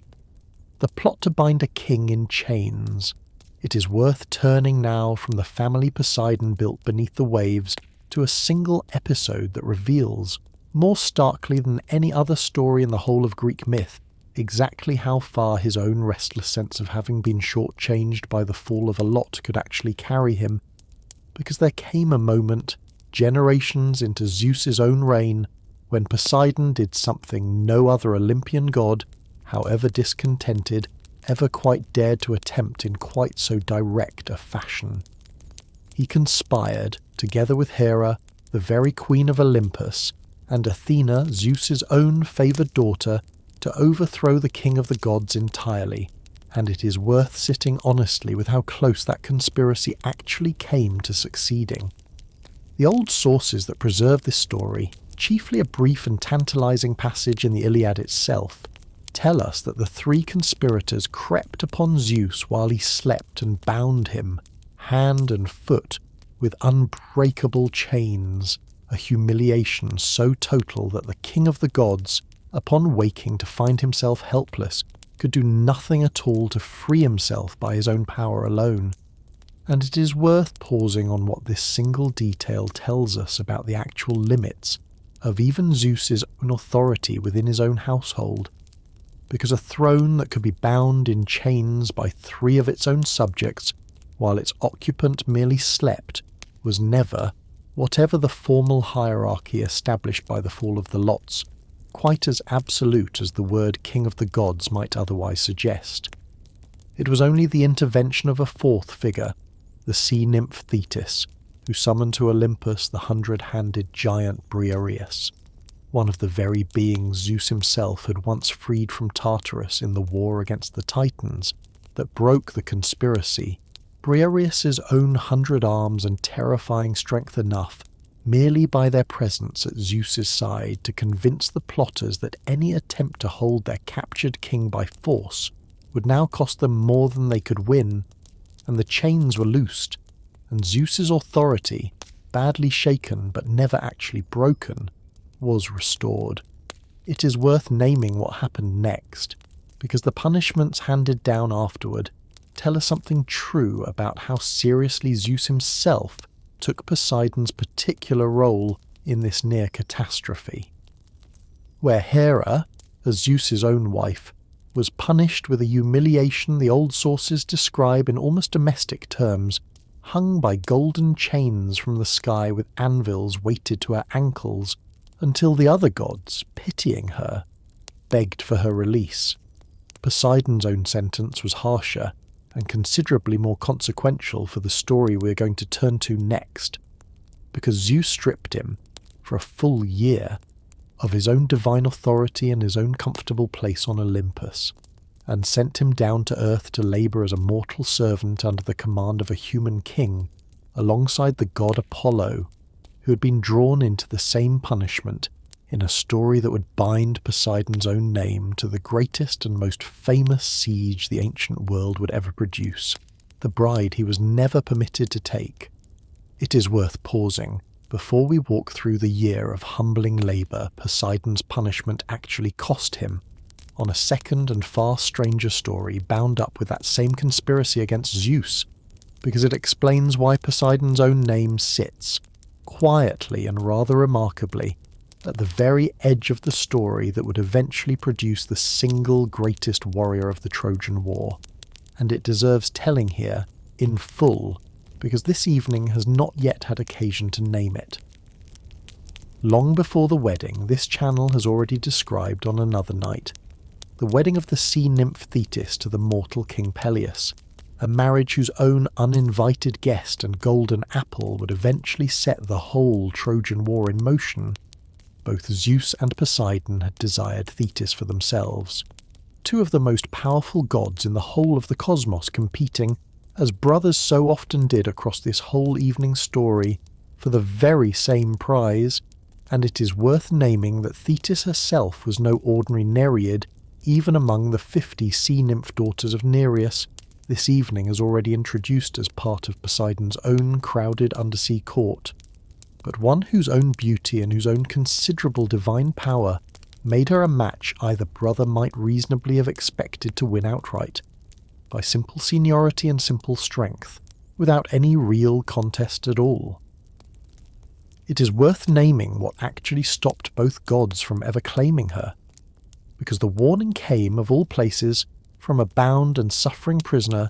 neither brother had any particular reason to trust. Prometheus, the same clever Titan this evening, has already named as one of the very few of his own generation to side with Zeus in the war against Cronus, and whose own full and terrible punishment for a later act of defiance this channel may well tell in complete detail on some other night. Chained at that time to a rock, and paying an agonizing price for a different offence entirely, possessed a secret prophecy he alone, among gods and titans both, appears to have known, that Thetis was fated to bear a son who would grow to surpass his own father in strength and in glory, exactly the same fate that had already unseated Uranus, and Cronus after him, in the long chain of succession this whole evening has already traced across 3 full generations of gods. Prometheus offered his own eventual freedom in exchange for the secret, revealed it, and it is worth pausing on what both Zeus and Poseidon actually did once they heard it, because for once in this entire family's long and quarrelsome history, brothers who had fought together against the Titans and against the giants both, and who would go on, this very evening has already told you, to nearly come to open war with one another over the rank a single lot had given each of them, agreed, without any apparent argument at all, that Thetis's hand was a prize neither of them could actually afford to win. It is worth sitting with the particular shape of that restraint, because it tells us something this whole evening has not yet had occasion to say so plainly. That even the 2 most powerful gods in the entire cosmos, capable between them of shaking the earth and hurling the thunderbolt, understood, the instant a genuine threat to their own thrones was named, that some prizes were not worth the taking, whatever their own pride or their own desire might otherwise have argued for. Thetis was married off instead to Peleus, a mortal king, precisely so that whatever extraordinary son she bore would be born a mortal himself, formidable, certainly, perhaps the finest warrior any generation of the age would ever produce, but never a threat to a single throne on Olympus, and it is worth naming that this same arranged marriage was the very wedding this channel has already described in full on another night, the wedding where an uninvited goddess of strife rolled a golden apple into the middle of the feast, and set in motion the whole chain of events that would end, 10 years later, on the plain below Troy's own walls. And it is worth closing this particular story by naming plainly that the son born of that arranged and carefully diffused marriage was Achilles, the greatest warrior of the entire war this evening has already told you Poseidon fought through with such complicated and divided loyalty. A son Poseidon himself might, by the narrowest possible margin of a single Titan's warning, have fathered instead, ruling the sea beside a wife and a child who would have made him, rather than a mortal king's own house, the true father of the war's own greatest hero. A whole different history, the fall of one prophecy, rather than one lot, quietly closed off before it could ever begin. The wages a king refused to pay. It is worth walking carefully through exactly what that year of servitude actually required of Poseidon, because it produced one of the most consequential building projects in the whole of Greek myth, and one of the deepest and most lasting grievances Poseidon would ever nurse against a single mortal family. A grievance this channel has already touched on briefly during our own full night's telling of the Trojan War. but which deserves tonight its own proper and complete accounting. Sentenced to labour for a full year under the rule of Laomedon, king of Troy, Poseidon, working alongside Apollo, set himself to the task of raising the great fortified walls around the city, walls the old poets would go on to describe across centuries of retelling as so massive and so perfectly fitted that no ordinary human labour could plausibly have built them. Walls that would stand, in the end, for 10 full years against the largest army the Bronze Age Greek world had ever gathered on a single stretch of sand, precisely because a god's own hands and a god's own trident had raised every stone of them into place. It is worth pausing on the sheer indignity of what this task actually asked, of a being as proud and as powerful as Poseidon, because for the whole of that year he was not a god commanding storms and shaking continents, but an ordinary labourer, subject to a mortal king's orders, and by the end of the agreed term entitled to whatever wage that same mortal king had promised him for the work. And it is worth naming plainly exactly what Laomedon did once the wall stood finished and the agreed year of service had run its course, because it is one of the oldest and simplest betrayals in the whole of Greek myth, and it explains, more directly than almost any other single fact, why Poseidon's own relationship with the city of Troy remained so bitterly complicated for the whole of the following war. Laomedon refused to pay. He sent both gods away without the wages they had honestly earned, and in some tellings of this same old story threatened, when Poseidon and Apollo pressed their claim, to cut off their ears and sell them into slavery if they continued to complain, a threat almost unthinkably reckless to make against two of the most powerful beings in the entire cosmos, and one that Poseidon, unsurprisingly, did not simply forget. His revenge, when it came, was swift and characteristically total. Poseidon sent a sea monster to ravage the coast around Troy, a creature so destructive that Laomedon's own priests and oracles told him the only way to appease the god's fury was to chain his own daughter Hesione to a rock by the shore as a sacrifice to the very monster her father's own broken promise had summoned. And it was only the timely arrival of the hero Heracles, in a story this channel has already told in full on another night, that saved the princess and slew the beast. Though Laomedon, true to the pattern this whole family seemed unable to break, promised Heracles a reward for that rescue as well, and then, exactly as he had cheated Poseidon before him, refused to pay that debt too. A second betrayal that would eventually cost Laomedon his own life and his own city its first sack. Generations before the war, this channel has already told in full ever began. It is worth carrying this whole history forward into everything else tonight is going to tell you about Poseidon and Troy, because it means that by the time the Greek fleet finally gathered at Aulis to sail against the city, Helen's flight had made famous. Poseidon's own feelings about Troy were already a full generation deep, and already, in their own right, an old and unhealed wound. A god who fought for the side that had wronged him. It would be reasonable, given everything we have just walked through, to expect that Poseidon spent the 10 years of the Trojan War working, single-mindedly, for the destruction of the city whose king had cheated him out of an honest wage. And it is worth naming honestly here that the actual record this channel found when we told the whole of that war in full on another night is considerably more complicated than simple, uncomplicated revenge,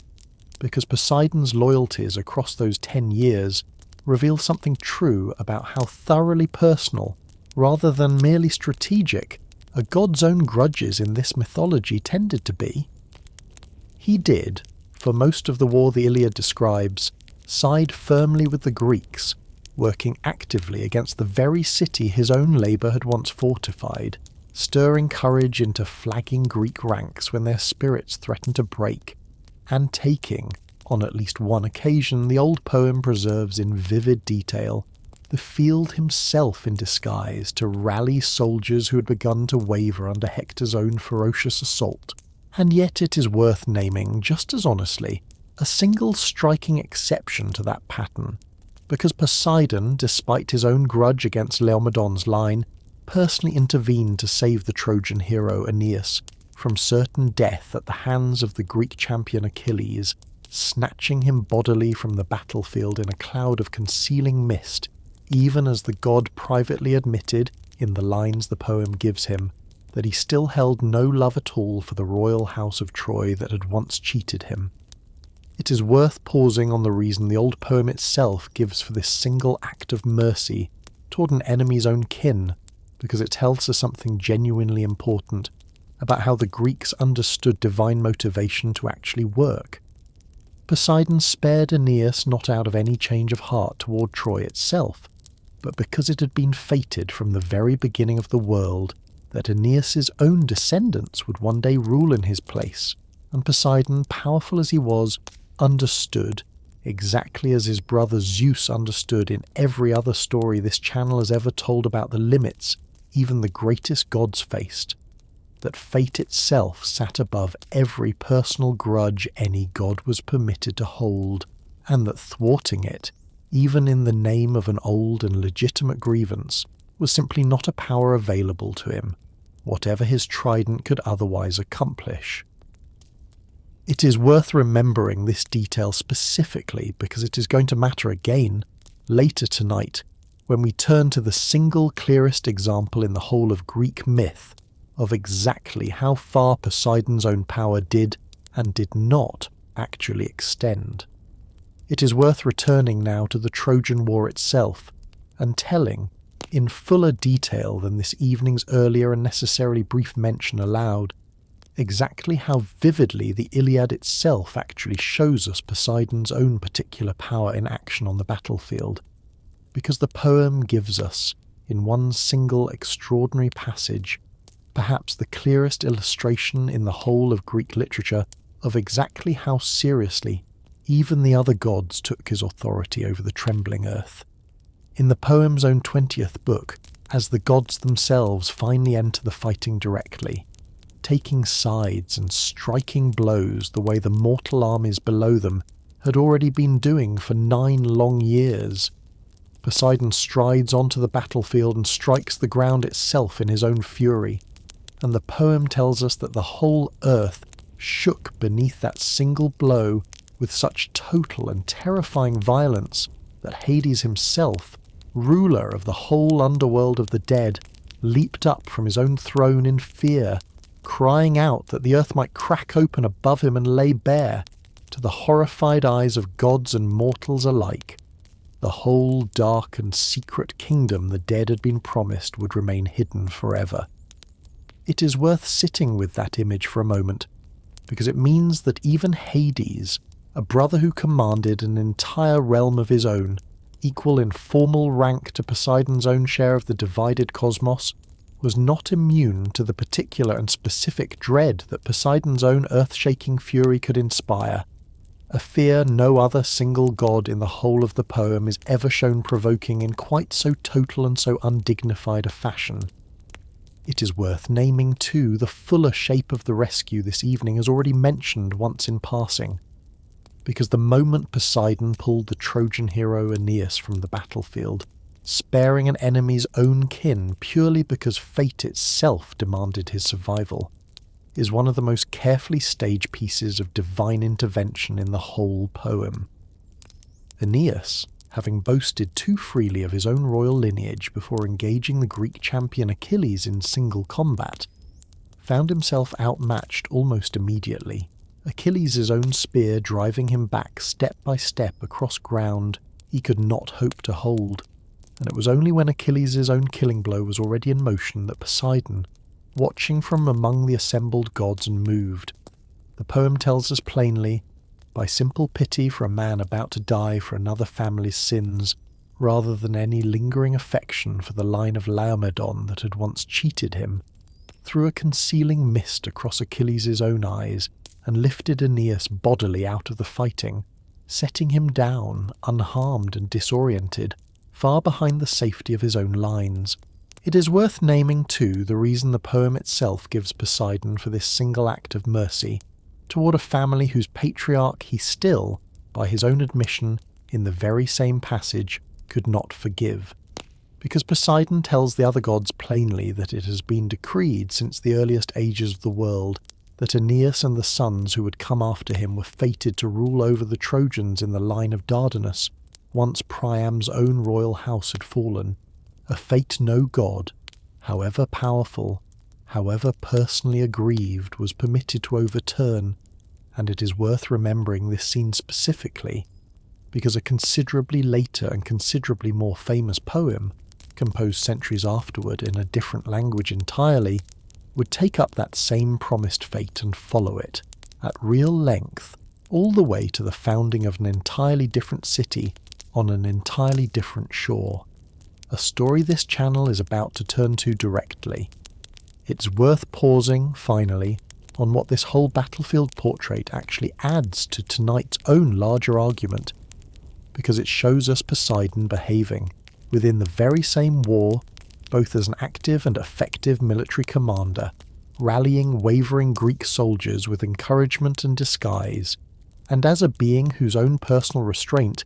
exercised at exactly the right moment, mattered every bit as much as his own raw destructive power, sparing a single enemy hero, not because his fury had cooled, but because even his own considerable strength understood, with total clarity, precisely where fate's own authority began and his own ended. An olive tree against a saltwater spring. It is worth turning now to the contest that, more than perhaps any other single story in the whole of Greek myth,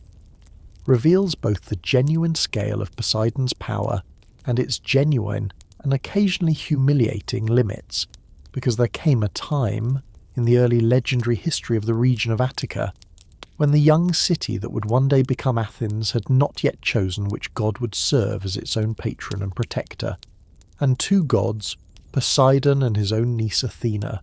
each wanted the honour badly enough to compete for it directly, before the assembled people of the city and its own legendary king Cecrops, in a contest of gifts.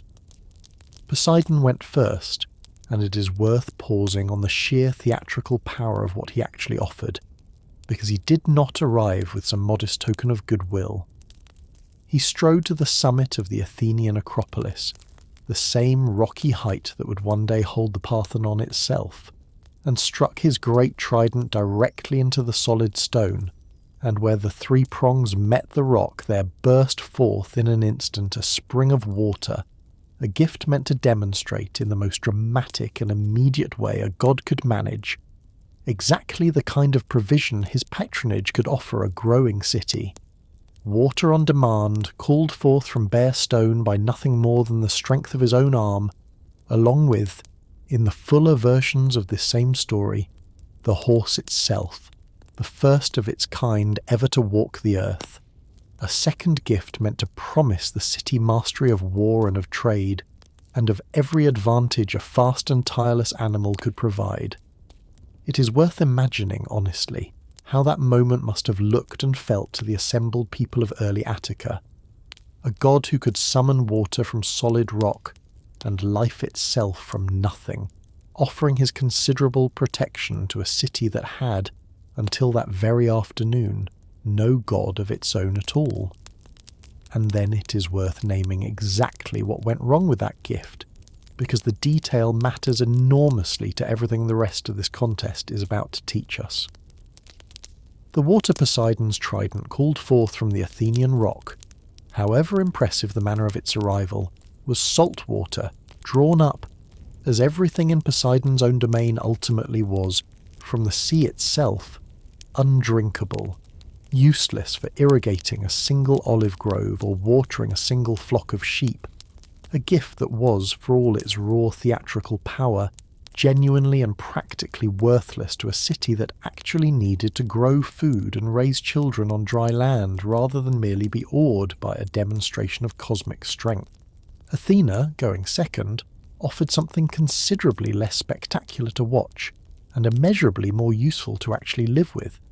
She struck her own spear, or in some versions simply touched her hand, to the same rocky ground, and there grew up, in that instant, the very first olive tree, a source of food and oil and wood and trade that would go on to sustain the whole Athenian economy for the following 3,000 years and counting, and the assembled judges of the city, whether the king Cecrops alone or, in later and more democratic retellings, every man and woman of the city voting together, chose Athena's tree over Poseidon's spring, and the city that might have been called Poseidonia instead took, and kept, the name of the goddess whose gift, however less dazzling in the moment it first appeared, actually served the people who would have to live with the consequences of that choice for every single year afterward. It is worth pausing on how Poseidon actually responded to this defeat, because it tells us something true about the particular flavour of his pride that no other detail in tonight's whole story captures quite so plainly. He did not, as some more gracious losers among the Olympian family might have, simply accept the city's judgment and withdraw his favour with dignity and tact. He flew into a fury, and in some tellings of this same old contest sent a flood to punish the plain of Attica for its choice, drowning the very fields Athena's own gift had been meant to nourish, a petty and destructive reprisal that the city's own people, according to the fuller tradition, eventually had to appease with continued sacrifice and continued honour, paid to Poseidon alongside Athena, a kind of grudging, permanent tribute extracted from a city that had never actually wanted him as its patron in the first place, but understood, with total clarity, exactly what kind of consequences ignoring a god that powerful, even a defeated one, could still bring down on their heads. It is worth remembering too that in a separate and slightly different telling of this same contest, the female voters of early Attica were said to have swung the decision decisively toward Athena over the objections of the men who had wanted, out of simple fear, to appease Poseidon instead, and that the city's men, in the aftermath of Poseidon's flood, stripped women of the right to vote in the city's own assemblies and of the right to pass their own names down to their children, a punishment handed down not by the god himself, but by mortal men frightened enough of his fury to blame the very women whose votes had provoked it. A detail worth sitting with honestly tonight, because it shows us how a god's own wounded pride could ripple outward, centuries later, into consequences that had nothing at all to do with him directly, and everything to do with how much ordinary mortals feared crossing him, even after he had already lost. It is worth naming, before we leave the story of that lost contest behind, that the physical ground on which it supposedly took place has never actually stopped being pointed to and visited, because the temple later Athenians built on the Acropolis specifically to honour both defeated god and victorious goddess together, a building known today as the Erechtheion, still stands, in considerable ruin but genuinely recognisable, on the very height where the contest is said to have unfolded, and ancient visitors to that same temple, Pausanias himself among them, describe seeing, preserved inside its own walls, the salt spring Poseidon's trident had supposedly called up from the rock, and, in an adjoining courtyard open to the sky, a living olive tree tended continuously as the direct sacred descendant of Athena's own winning gift. It is worth naming too that when the Persian army burned the whole of the Athenian Acropolis to the ground in the early 5th century before Christ, in a war this channel may well tell in full on some other night, the sacred olive tree was burned along with everything else standing on that height, and Athenian writers of the following generation record with evident and genuine wonder that a new green shoot was found growing from the tree's own blackened stump within a single day of the fire's passing, a detail the city itself chose to read as proof that Athena's own gift, however deeply threatened, had simply refused to die, a small and quietly pointed footnote to a contest Poseidon had already lost centuries earlier, reminding any visitor who heard the story that even his own oldest and most public defeat could not in the end be undone by anything so much as fire. It is worth naming too that Athens was never actually the only city where Poseidon competed openly for patronage, and lost. because a strikingly similar contest, considerably less famous today but well attested in the old sources, played out at Argos, one of the oldest and most powerful kingdoms of the Greek mainland, where Poseidon competed this time not against his niece Athena, but against his own sister Hera for the right to be recognised as the city's own presiding deity. The judges chosen for this particular contest were not a mortal king and his assembled people, the way Cecrops in the city of Athens had judged the contest between Poseidon and Athena, but the river gods of the Argive plain itself, Inachus foremost among them, deities whose own judgment Poseidon might reasonably have expected to favour him, sea god to river god, kindred powers over kindred waters. It is worth naming, then, exactly why this particular expectation turned out to be so badly mistaken, because Inachus and his fellow river gods, after due deliberation, awarded the patronage of Argos to Hera instead, a decision the old sources attribute to nothing more complicated than the river's own honest judgment that Hera's own gifts to the city outweighed whatever Poseidon had offered in return. And it is worth naming too that Poseidon's own response to this second defeat followed exactly the same pattern. This evening is already traced in full at Athens. Furious at having been passed over a second time, he dried up every river in the whole of the Argive plain in retaliation, a punishment that struck directly at the very rivers whose own judgment had cost him the contest, leaving the region so short of fresh water that later Argive tradition credits the hero Danaus, arriving as a refugee from Egypt generations afterward, with the difficult and celebrated work of finding new springs and new wells sufficient to sustain the parched city his own daughters had settled in. It is worth pausing on what this second, less famous contest actually adds to tonight's larger case, because it tells us that the flooded plain of Attica this evening as already described was never simply an isolated outburst of temper, provoked by one uniquely painful defeat, but part of a genuine and recognisable pattern. This god's own mythology returns to more than once across more than one city, evidence that ancient audiences hearing either story would very likely have recognised the shape of the other immediately. A god whose own considerable gifts came, again and again, bundled together with a temper that could not simply accept a fair loss and move on,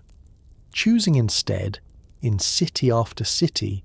to make an entire population pay for generations afterward for a judgment that had never actually been theirs to render in the first place. It is worth naming briefly one further contest that ended rather differently from either of the two this evening as already described, because Poseidon did not always lose the disputes he entered into with his fellow gods, and it is worth being fair to that fact before we move on.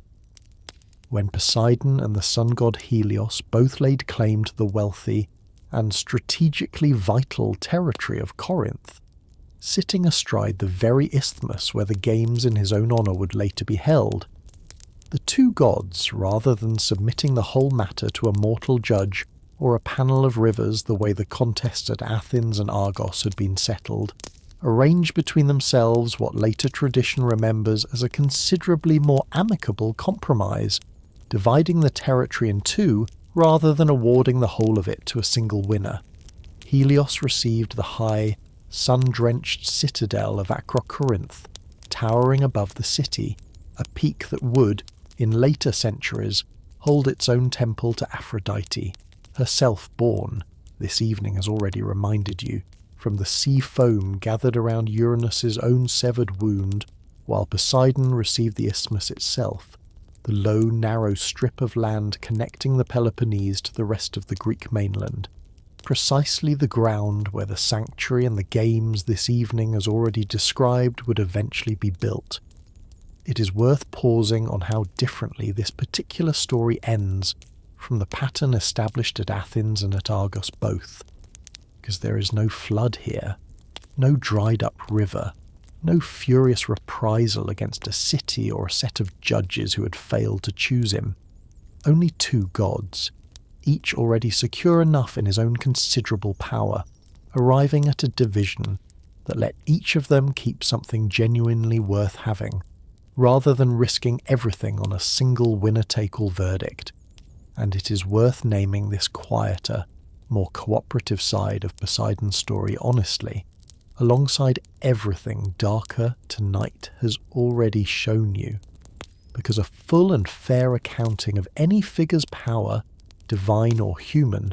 ought to include the moments that complicate the pattern as readily as the moments that confirm it, a curse a father should never have been given the power to grant.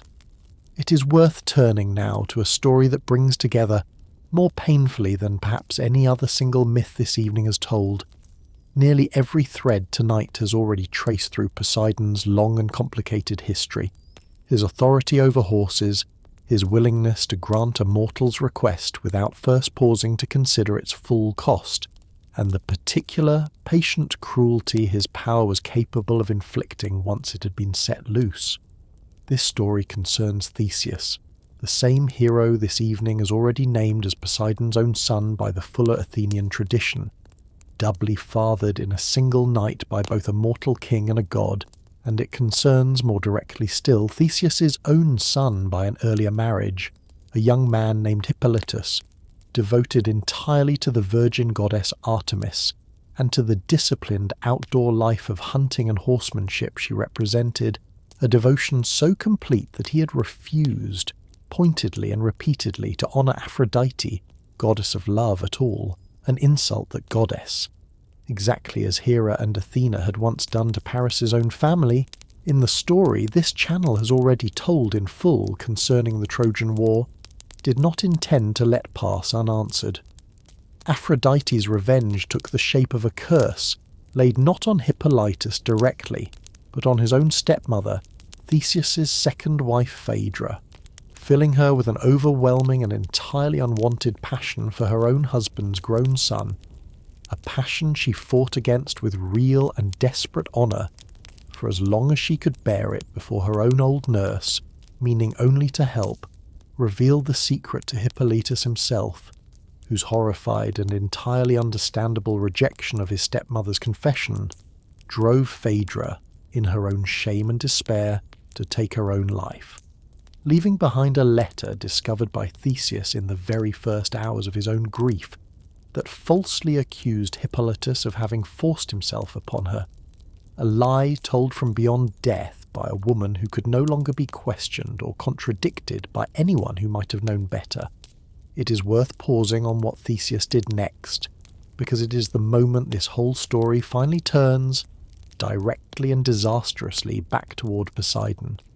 Because Theseus, believing his own dead wife's letter completely and refusing to hear a single word of his own son's genuine and desperate denial, called upon a gift his own divine father had once granted him, a promise made long before this story ever began, that Poseidon would grant his mortal son any 3 wishes he ever asked, without question and without appeal. And Theseus, in the full blind fury of his own grief, spent one of those 3 precious wishes asking Poseidon to destroy his own innocent son before that same day's sun had set. And Poseidon, bound by a promise a father should perhaps never have made so absolutely to a son whose own temper he had every reason to already know, kept his word. As Hippolytus drove his own chariot along the coastal road out of the city, exiled by his father's own fury and still entirely unaware of exactly how close his own death now stood, Poseidon sent a monstrous bull up out of the very sea that had witnessed so much of this whole family's history, a beast so terrifying that Hippolytus's own well-trained horses, the very animals his whole life had been devoted to mastering, bolted in total, uncontrollable panic, dragging the young man's chariot along the rocks until the reins themselves, tangled beyond any hope of control, threw him from the wreckage and dragged his own body across the stones behind his own maddened team, a death the old sources describe in language every bit as unflinching as the language this channel used earlier tonight to describe Hector's own body dragged behind Achilles' chariot at Troy. It is worth naming what happened next because the story does not end quite in simple and uncomplicated tragedy, since the goddess Artemis herself, Hippolytus' own patroness, arrived in the last hours of his life to tell the dying young man and his own grief-stricken and now horrified father the whole truth Phaedra's lying letter had concealed, and it is worth sitting with the particular and terrible shape of Theseus's own realization in that moment, because he understood, in the space of a single revelation, that he had used his own divine father's unconditional gift, granted to him in love, to kill his own innocent son through nothing more than his own unexamined rage. A realization that came, as this channel has already noted happens so often across the whole span of these old stories, precisely one moment too late to undo any part of what had already been done. It is worth pausing, finally, on what this whole terrible episode adds to the case this evening has been building all night long, because it shows us Poseidon's power exercised at its very darkest and most mechanical, granted without any judgment of its own attached to it at all, a promise honoured to the letter regardless of whether honouring it was actually just. And it is worth remembering, in the quiet of the night tonight, that this is very often exactly how the old Greek imagination understood divine power to actually work, not as a wisdom that filtered and refined the requests mortals brought to it, but as a raw and genuinely dangerous force that would do precisely and only what it was asked, leaving the far harder work of judgment, of restraint, of knowing when a wish should never have been made at all, entirely in mortal hands that were not always, as this story shows us with such devastating clarity, equal to the task, the god who could not be outrun. It is worth turning more briefly than the fullness of the story deserves, because this channel has already told it in complete and unhurried detail on Another Night Together, to the single most famous demonstration of Poseidon's own personal fury in the whole of Greek myth, the 10-year hatred he carried for the Greek hero Odysseus, after that same man blinded his son Polyphemus, and then, in a moment of reckless pride, shouted his own name back across open water, so that the credit for the wound would attach to him rather than vanish into safe anonymity. We are not going to walk that whole story again here tonight. The winds loosed too early from Oileus' bag, the 11 ships smashed to splinters in the harbour of the cannibal Laestrygonians, who themselves traced their own royal line back to Poseidon's own blood, the 7 years stolen on Calypso's island, the final storm that broke Odysseus's raft to pieces within sight of a shore that should have already ended his suffering, because every one of those storms and every one of those losses has already been given its own full and proper telling in this very room. But it is worth naming tonight exactly what that whole long feud actually proves about the scope and the limits of Poseidon's power at once, because it stands as perhaps the clearest single illustration in the whole of Greek mythology of a truth this evening keeps circling back to from every possible angle.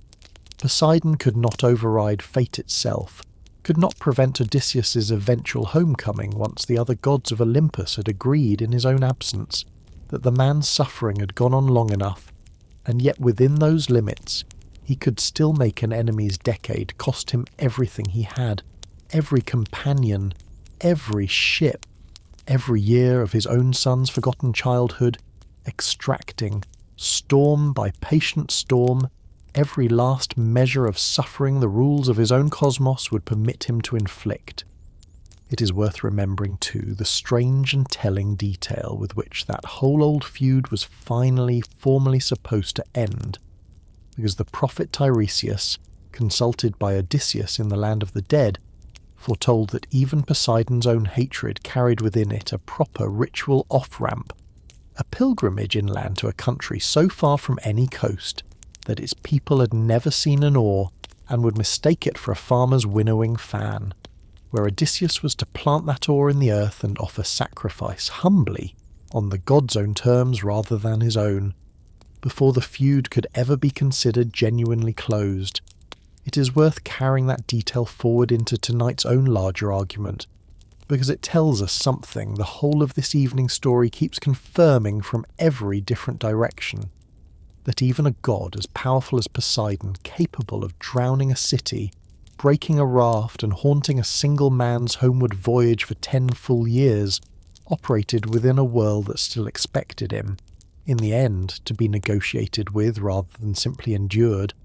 A god whose fury, however total it felt from the deck of a sinking ship,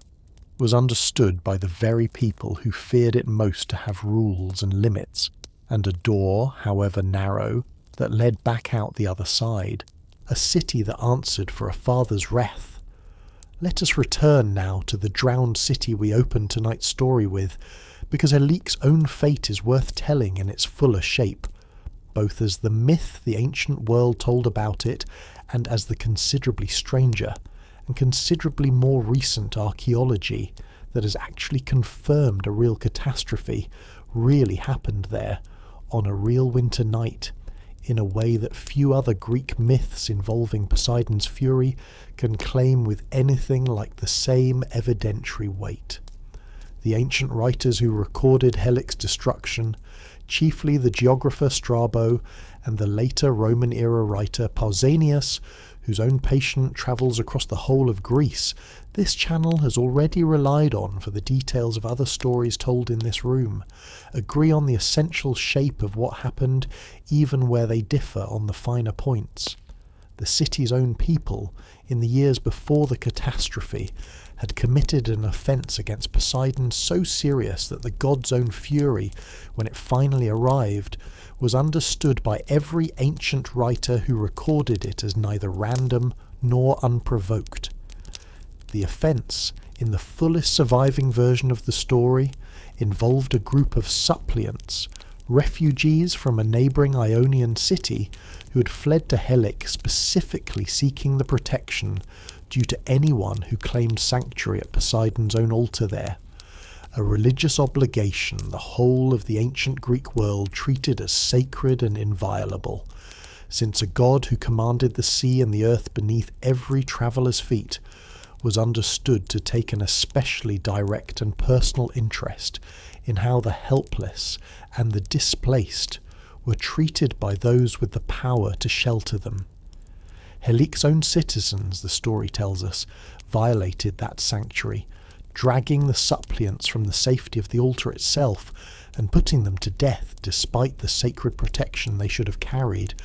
an offence against the most basic law of hospitality and sanctuary that this channel has watched, across other nights and other stories, provoke some of the most total and most patient divine fury in the whole of Greek myth, and Poseidon, Earthshaker and lord of the very sea that would soon rise up over the city's own ruins, is said to have answered that offence with the earthquake and the great wave that, on a single night in the winter of the year 373 before Christ, erased Helic from the map entirely. It is worth naming now what the actual physical, non-mythical record tells us happened, because it is worth being honest, here as everywhere else on this channel, about where the sung version of a catastrophe and the likely version diverge, and where, in this one remarkable instance, they turn out to agree far more closely than almost any other story we have told in this room. Modern seismologists and geologists, studying the fault lines that run beneath the Gulf of Corinth to this day, confirm that the region is one of the most seismically active in the whole of the Mediterranean, entirely capable of producing an earthquake violent enough to trigger the kind of sudden coastal subsidence and tsunami the ancient sources describe, and it is worth naming, too, that this was not merely a plausible ancient legend dressed up as history, because in the closing years of the 20th century, a team of Greek and international archaeologists, working with careful geological surveys of the Gulf's own coastal plain, finally located what they believed to be the actual remains of ancient Helic, not, as the old sailors' tales had long insisted, resting visibly on the floor of the open gulf itself, but buried instead under a shifting layer of river sediment and lagoon deposit on what is now dry land, a short distance inland. The coastline itself having moved and reshaped over the following 24 centuries in ways that had confused searchers for generations before anyone thought to look beneath the mud of a modern coastal plain rather than beneath the waves offshore.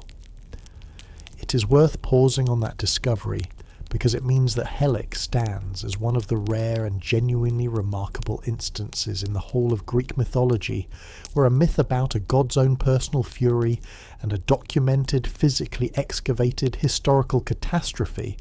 turn out to describe, as best as any modern historian can determine, the very same real event. A coastal Bronze and Classical era city, wealthy and proud, brought down in a single night by the very kind of earthquake the whole ancient world had already decided, long before any modern seismologist ever measured a single fault line, belonged to Poseidon and to no one else. It is worth pausing before we turn to how ordinary worshippers actually tried to keep this god's favour. On a very different kind of response the earthquakes and the drowned cities of the Aegean coast eventually provoked, because Poseidon's own reputation as the Earthshaker did not go entirely unquestioned forever, even within the ancient Greek world itself. In the 6th century before Christ, in the prosperous trading city of Miletus on the coast of Asia Minor,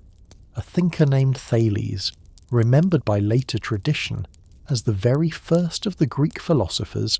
proposed an explanation for earthquakes that reached quite deliberately for something other than a god's own temper. He argued that the whole of the earth floated upon a vast surrounding body of water, the way a great log or a ship floats upon the surface of a harbour, and that earthquakes were nothing more mysterious than the natural rocking and disturbance of that same underlying water, stirred by winds or by currents no different in kind from the winds and currents that stirred the surface of any ordinary sea. It is worth pausing on how genuinely radical a proposal this actually was in its own historical moment, because Thales was not arguing that Poseidon did not exist, and he was certainly not arguing against the temples and the sacrifices this evening is about to describe, practices that continued, largely unchanged, for the better part of 1,000 years after his own lifetime. He was doing something quieter and, in its own way, considerably more consequential, offering an explanation for a specific physical phenomenon that did not require any god's personal intention at all, a mechanical cause standing in the very same explanatory space. A story of divine fury had always occupied before him,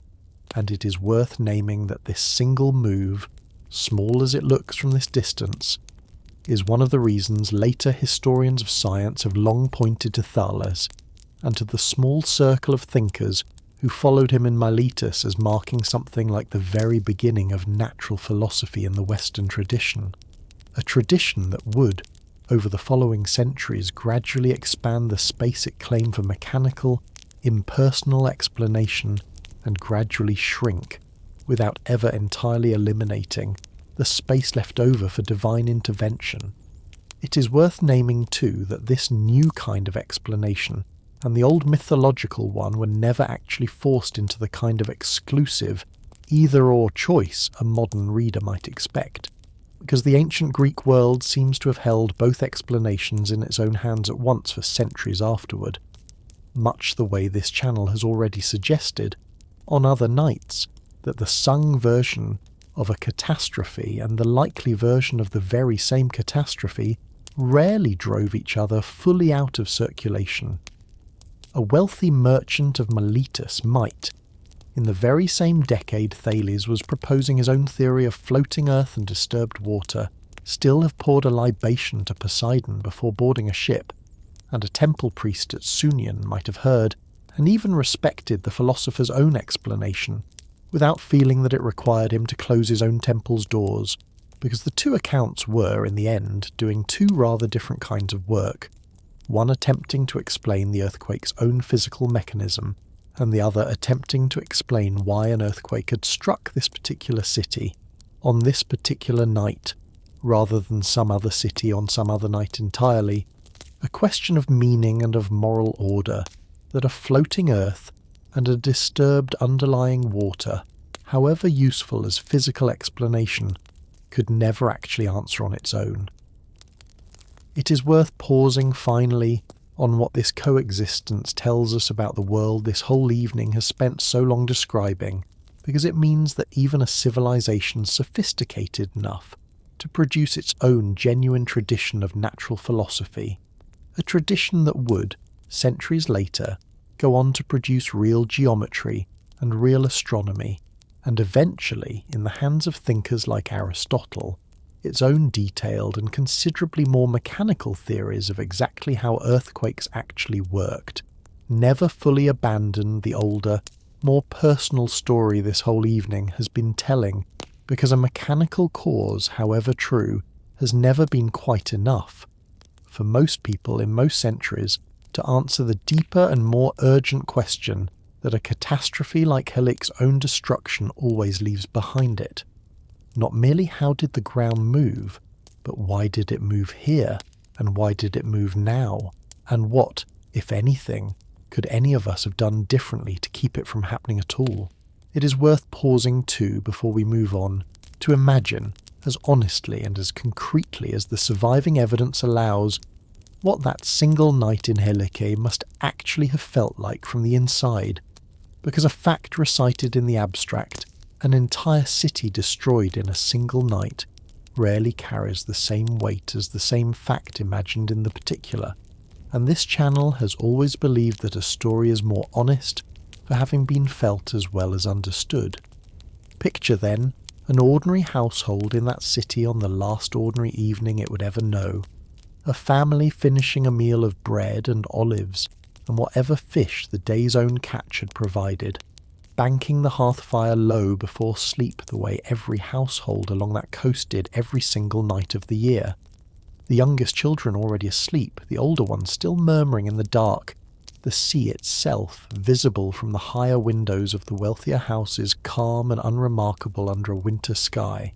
exactly as it had looked the night before, and the night before that,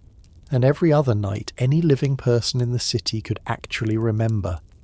And then, sometime in the deepest and stillest hours before dawn, the first tremor. Not the gentle, familiar rattle that coastline had felt and shrugged off 100 times before, but something else entirely, a violence rising up out of the ground itself with no warning sound to precede it. No distant rumble carrying ahead of the shock, the way thunder sometimes carries ahead of a storm. Walls that had stood since a grandfather's own grandfather was a child cracking apart in the space of a single breath, roof beams giving way onto the very beds beneath them, and beneath all of it, filling the whole dark air at once. A sound the surviving accounts from other ancient earthquakes describe again and again in strikingly similar terms. A groaning, tearing roar rising up from underneath the world itself, as though the earth were a living thing crying out in its own pain. It is worth imagining, too, the particular and specific terror of what came next for anyone who survived that first violent shock, because Helic's own destruction was not finished by the earthquake alone, and the sea that every family in that city had watched calm and familiar from their own windows only hours before, now rose without any further warning into the same wave this evening's opening tonight already described, sweeping in over streets already choked with fallen stone and struggling disoriented survivors, so that whatever the earthquake itself had spared in that first terrible hour, the water very often did not. It is worth naming honestly that no single household's own particular experience of that night survives for us in any direct account. No letter, no inscription, no fragment of a lost poem written by anyone who actually lived through it, because the ancient sources this evening has already relied on, Strabo and Pausanias among them, were writing centuries after the fact, working from earlier accounts now lost to us entirely, and it is worth sitting with that absence honestly, rather than pretending it away. because it means the whole vivid, particular scene this evening has just asked you to imagine is exactly that. An imagining, built out of what we know from other better documented ancient earthquakes, and out of the plain, physical facts of what a coastal city built of stone and sun-dried brick could not possibly have withstood, offered to you not as a record of what specifically happened to any one specific family, but as a reminder that the plain historical fact, an entire city destroyed in a single night, was never actually plain at all to the people who lived, and in most cases died, inside it. How the living paid their respects. It is worth pausing now on the actual everyday shape of Poseidon's worship across the whole of the ancient Greek world, because a god this powerful and this capable of sudden, unprovoked destruction was never merely a character in stories told for entertainment around a fire. He was a genuine and constant presence in the religious life of nearly every Greek community that ever grew rich from the sea, or feared the ground beneath its own foundations, and it is worth walking through some of the specific ways that presence actually shaped how ordinary people lived, because the scale of his cult tells us something about his power that the myths alone, however dramatic, cannot quite convey on their own. Every second year, at a sacred site near the narrow isthmus connecting the Peloponnese to the rest of mainland Greece, the whole of the Greek world gathered for one of the 4 great Pan-Hellenic athletic festivals, the Isthmian Games, held specifically in Poseidon's own honour, at a sanctuary that drew competitors and spectators from every corner of the Greek-speaking world, a festival ranked, in prestige, alongside the far more famous Olympic Games held for Zeus himself, and it is worth naming that detail plainly, because it tells us Poseidon was never regarded by the ordinary worshippers of ancient Greece as a distant second-tier deity behind his brother's own greater glory, but as a god whose favour was worth an entire nation gathering every 2 years to compete for chariot races and foot races and wrestling matches held on ground sacred to him alone. It is worth naming too that these games were said in the fuller mythic tradition to have been founded in memory of a mortal boy named Melicertes, drowned at sea and transformed, in his death, into a minor sea god himself, under Poseidon's own protection. A founding story that binds the whole festival's origin directly to the same watery domain the games themselves were meant to honour. It is worth naming too a temple that still stands today, its white marble columns visible from a considerable distance out at sea, on the very southernmost tip of the Attic Peninsula at a place called Sunion. Built in Poseidon's honour in the 5th century before Christ on a headland that any sailor rounding that coast, heading either toward Athens or away from it, could not possibly miss. A placement worth pausing on because it was never accidental, positioned deliberately at the exact point where a ship left the relative safety of coastal waters and committed itself to the open sea so that every sailor who ever rounded that cape, coming or going, could look up and see the god who held their life in his own hands, standing sentinel over the very passage they were about to risk. It is worth naming, too, a detail this channel finds genuinely moving among the temple's long afterlife, because the English poet Lord Byron, visiting the ruins in the early 19th century, carved his own name into one of the temple's marble columns, a piece of graffiti that survives to this day, and that any modern visitor to Sunion can still see for themselves, a small, human reminder that a temple built to honour a 2,000-year-old god's own power over the sea has never actually stopped drawing travellers to its cliff,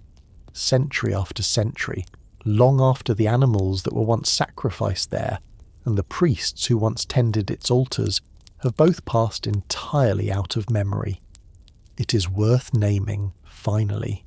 the actual practice of that worship as it would have unfolded in an ordinary Greek household or an ordinary Greek harbour,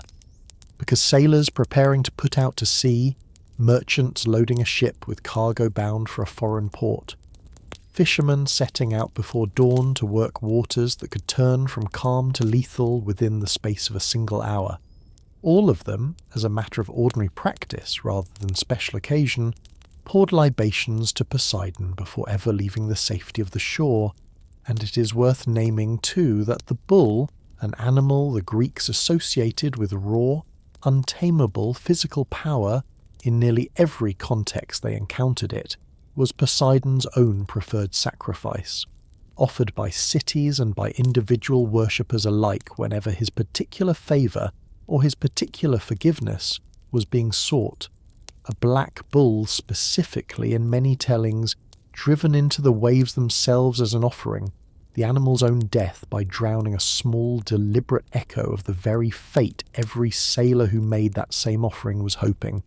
by making it, to avoid. It is worth returning too to the Isthmian Games this evening as already named, and telling the fuller and considerably stranger story of how they actually came to be founded, because the tale behind them is worth knowing in its own right, and because it shows us, one more time, the particular way Poseidon's own worship so often grew directly out of tragedy rather than simple celebration. Ino, daughter of the legendary Theban king Cadmus and aunt, by marriage to the god Dionysus, fled across the countryside in a fit of divine madness sent by a furious Hera, carrying her own young son Melicertes in her arms, and threw herself, along with the boy, from a high sea cliff into the water below, rather than face whatever horror the goddess's own curse had driven her toward. Poseidon, moved by pity for a mother and child who had done nothing to deserve the ruin Hera's own jealousy had brought down on them, transformed them both, on the instant, into sea divinities, Ino becoming the goddess Leucothea, a benevolent presence sailors in trouble would go on invoking for centuries, the very same goddess worth naming here, who lends Odysseus her own veil to save him from drowning during the final storm of his own long voyage home, a detail this channel has already told in full on another night. Melicertes, meanwhile, became the minor sea god Palemon, and it was his own small drowned body. The fuller tradition tells us that the hero and trickster king Sisyphus, whose own later punishment in the underworld this channel has already told in full elsewhere, discovered washed up on the shore of the isthmus, and it was Sisyphus who first established funeral games in the drowned child's honour, games that grew, over the following generations, into the full Pan-Hellenic festival this evening as already described, refounded and expanded in later tradition by the hero Theseus himself,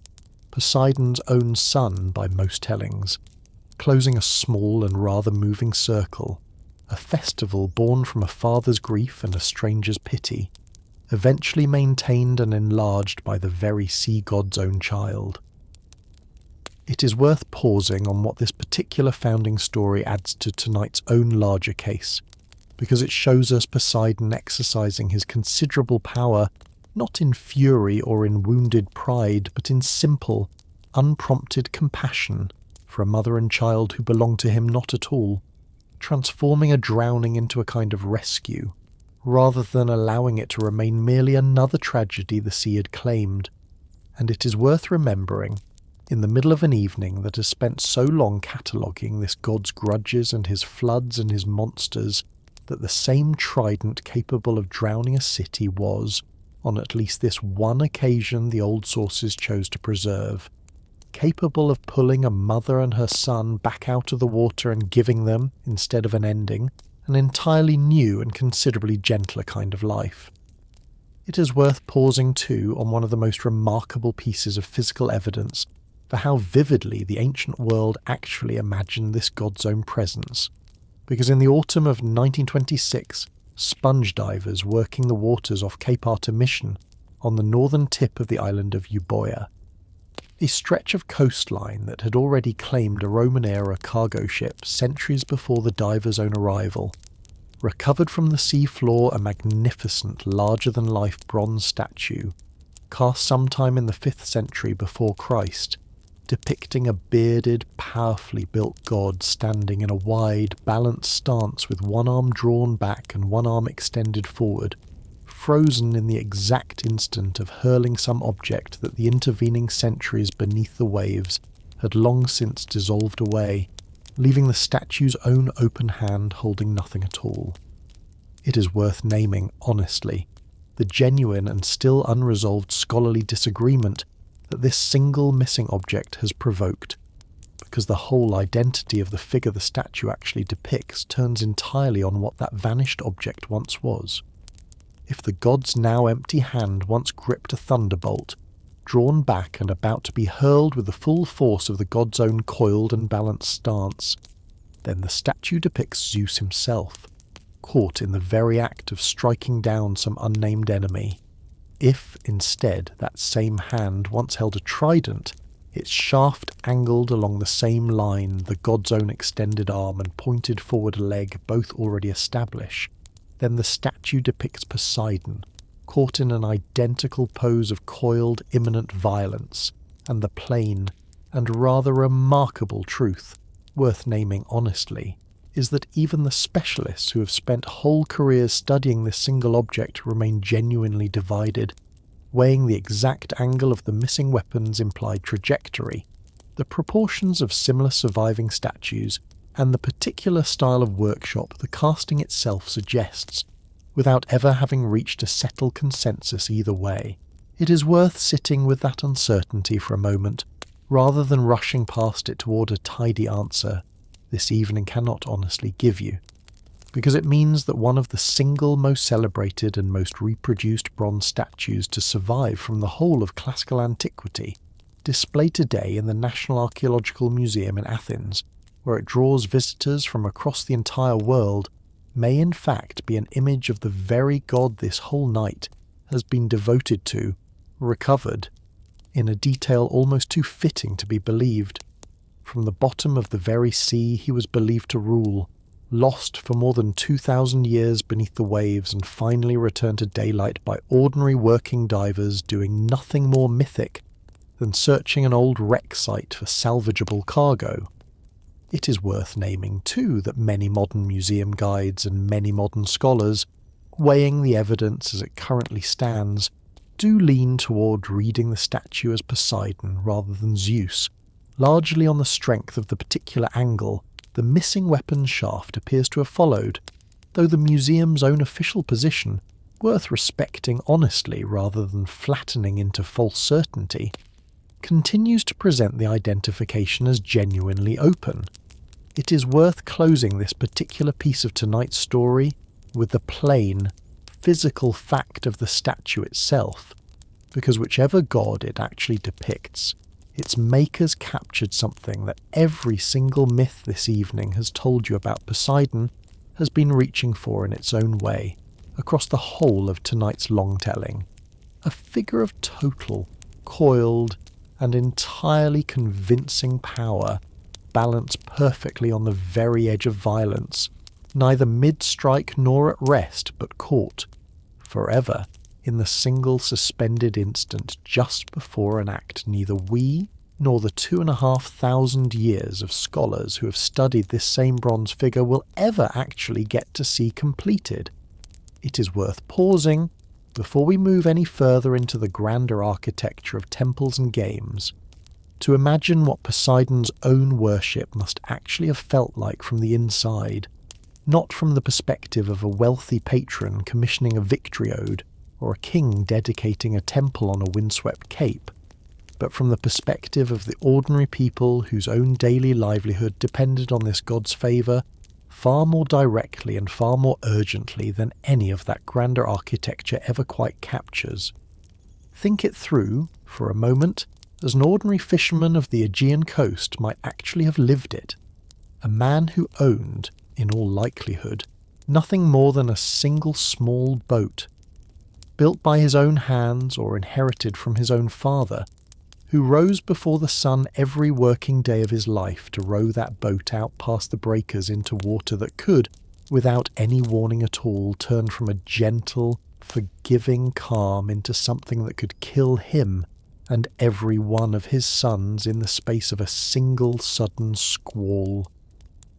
For a man like this, Poseidon was never an abstract philosophical proposition to be debated in some distant city's marketplace, the way later Greek philosophers would eventually debate the very existence and the very nature of gods much like him. He was the specific, immediate and entirely practical difference between a day's honest catch carried home to feed his own family and a body that his own wife and his own children might never even recover for a proper burial, and it is worth imagining the particular small rituals such a man would have practiced without a second thought, exactly the way any modern worker practices the small, half-superstitious habits of a dangerous trade,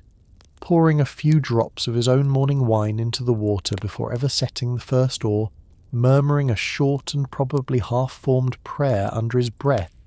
as he rounded whatever local headland his own family had always considered the boundary between safe coastal water and the genuinely open sea,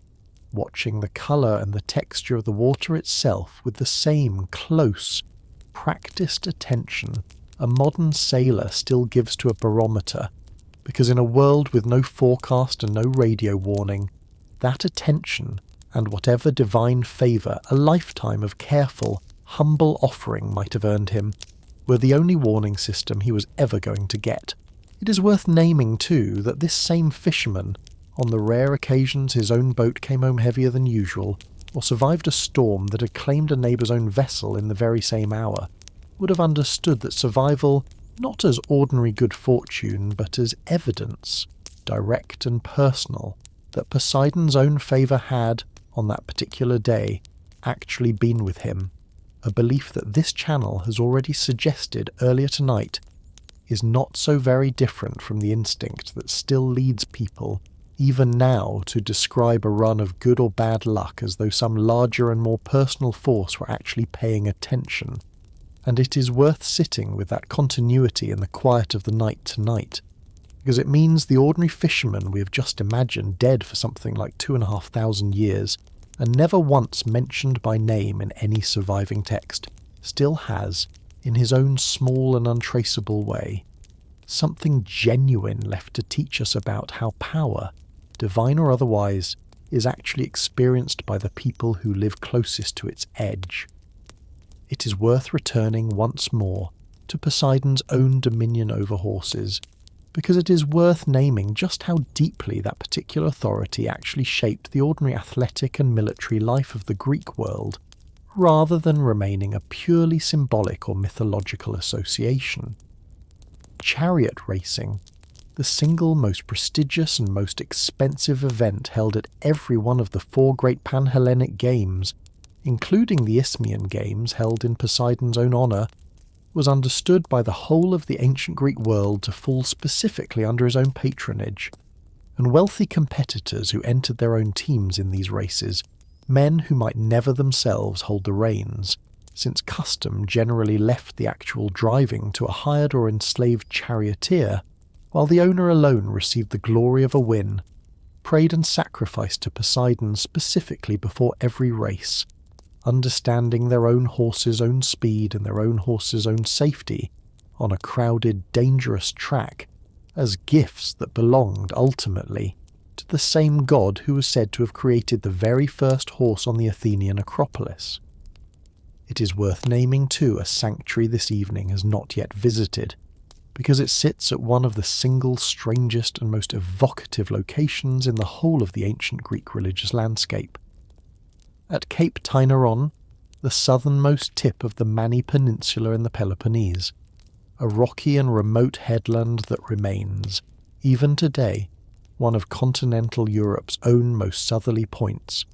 the ancient Greeks built a sanctuary to Poseidon directly beside a cave, the whole of the ancient world believed to be one of the physical entrances to the underworld itself, the very passage, in some tellings, through which the hero Heracles dragged the 3-headed hound Cerberus up into the light of day during his own final and most terrible labour, a story this channel has already told in full elsewhere. It is worth pausing on what it actually meant to build a temple to the earth-shaking god of the sea, directly beside a doorway into his own brother Hades' kingdom, because it suggests that the ancient worshippers who chose that particular site understood, in a way this whole evening has tried to make clear from a dozen separate directions, that Poseidon's own domain, the trembling earth and the restless sea together, sat closer to the boundary between the world of the living and the world of the dead than almost any other god's territory, besides Hades' own, a god whose earthquakes could, after all, quite literally open the ground beneath a person's feet and swallow them whole, in exactly the way the poem this evening has already described feared might happen when his own fury shook the battlefield at Troy hard enough to frighten Hades from his own throne. It is worth naming finally that the sanctuary at Tainaron carried one further, considerably more practical significance in the ancient world, because it was recognised by long custom as a place of asylum, a sanctuary where a suppliant could claim Poseidon's own direct protection and expect, by the same unwritten religious law that governed sanctuary everywhere in the Greek world, to be safe from harm for as long as they were just within the temple's own sacred boundary, a small, quiet irony worth sitting with in the dark tonight, because it means that the very god whose own fury, by one telling, erased an entire city for violating exactly this kind of protection maintained, at the very edge of the known world, one of the most respected sanctuaries of protection the whole of Greek religion ever built. It is worth naming too what modern archaeology has actually recovered from the sanctuary at Isthmia itself, because the site of Poseidon's own great biennial festival was never merely a literary memory preserved in Pindar's own odes, but a real and extensively excavated piece of ground that modern archaeologists have spent decades carefully uncovering. Beneath the later Roman-era rebuilding of the site, excavators found the remains of a considerably older sanctuary, dating back to at least the 8th century before Christ, including a long sequence of altars, each one built directly on top of its own predecessor, across centuries of continuous use, layered like the pages of a book the way this channel has already described the mound at Troy itself being layered, evidence of a religious devotion so sustained and so unbroken that generation after generation of worshippers simply kept adding their own new altar on top of the ashes of the last, rather than ever abandoning the site or moving their own worship elsewhere. It's worth naming too that excavators recovered, from the layers of ash and debris surrounding those altars, an enormous quantity of small votive offerings, miniature bronze tripods, terracotta figurines, and, in a detail worth pausing on because it connects so directly to Poseidon's own particular dominion, small clay and bronze models of horses and of ships, left behind by ordinary worshippers who could not afford the kind of grand marble dedication a wealthy victor at the games might commission, but who wanted, all the same, to leave something of their own at the god's own altar. It is worth naming finally that the excavated stadium at Isthmia, where the actual foot races of the games were run, has been dated by its own archaeological layers to the 6th century before Christ, considerably predating the more famous and more completely preserved stadium at Olympia that most modern visitors to Greece are more likely to have actually seen, and it is worth sitting with that fact, because it means that when Pindar composed his own victory odes for Poseidon's own festival, he was writing about a physical place with a real measurable starting line and a real measurable finish that modern visitors to the site can still stand on today. It is worth naming too one further piece of physical evidence for how far this god's own worship actually spread beyond the Greek mainland itself, because Greek colonists who sailed west across the Mediterranean in the 6th century before Christ to found new cities along the coast of southern Italy carried Poseidon's own cult with them so thoroughly that they named an entire city directly in his honour. Poseidonia, founded by Greek settlers from the city of Sybaris on the western coast of what is now Italy, took its own name straight from the god its founders wished to place at the very centre of their new community's own religious life, and it is worth naming that this same city, later renamed Paestum after it passed into Roman hands, still stands today as the site of one of the best preserved ancient Greek temples anywhere in the world, a great Doric structure of golden limestone its own columns and its own roof beams still standing essentially intact after roughly 2,500 years. A building so well preserved that early modern visitors to the site, rediscovering it after centuries of neglect in the swampy malarial countryside that had grown up around its own ruins, could scarcely believe a structure that old could still stand so completely whole. It is worth naming, honestly, a small and genuinely interesting scholarly uncertainty about that same temple, because modern archaeologists working from the specific architectural details and proportions of the building itself, rather than from any surviving inscription naming its intended honoree, actually believe the temple, long popularly known as the Temple of Poseidon, may in fact have been dedicated to Hera instead, a mistaken identification that took hold among early modern scholars and has simply never been fully corrected in the popular imagination since. Evidence worth sitting with in the dark tonight that even a temple standing as completely and as impressively intact as this one can still leave us genuinely uncertain, after 2,500 years, about which god it was actually built to honour. It is worth naming, regardless, that the city's own name, Poseidonia, was never in any doubt at all, preserved faithfully across every ancient source that ever mentioned it, evidence that an entire Greek colony, thousands of miles from the Aegean coast this whole evening, has otherwise concerned itself with, once organised its own civic and religious identity around this single sea god's own name. It is worth naming one final and rather unexpected epithet before we move toward the close of tonight's story, because it complicates, in a small but genuine way, the picture this whole evening has built of a god whose only real relationship to dry land was the earthquake that could destroy what stood on it. In a number of coastal sanctuaries, worshippers also honoured Poseidon under the title Phytalmios, a name that scholars translate as something like the nourisher of plants, or the god who makes things grow, a title that sits, at first hearing, strangely alongside everything else this evening has told you about a deity whose salt water, as the whole city of Athens itself, learned so painfully in the contest this evening has already described, could kill a crop as easily and as completely as any drought. It is worth naming the likeliest explanation ancient worshippers themselves seem to have understood for this apparent contradiction, because it is not, in fact, a contradiction at all once you remember the fuller and less obviously connected scope of Poseidon's own dominion, this evening described earlier tonight. His rule not merely over salt water, but over fresh springs and rivers as well,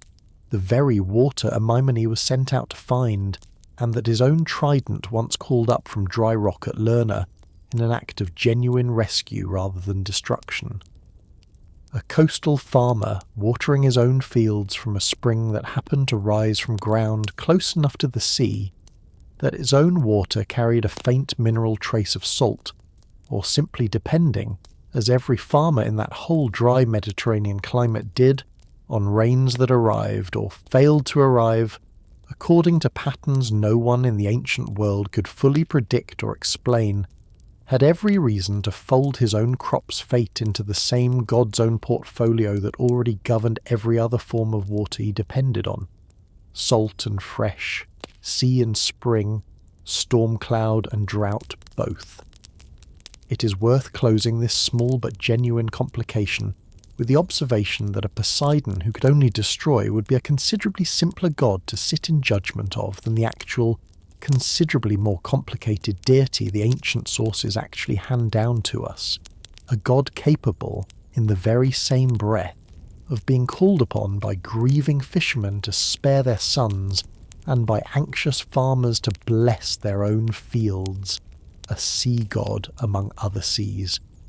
It is worth pausing, before we turn back toward Poseidon's own story and its ending, on how his particular combination of power actually compares to the sea gods and earth gods that other ancient civilizations, entirely independent of Greek influence, imagined ruling the very same forces of nature, because the comparison tells us something true about what was genuinely distinctive in the Greek imagination of Poseidon,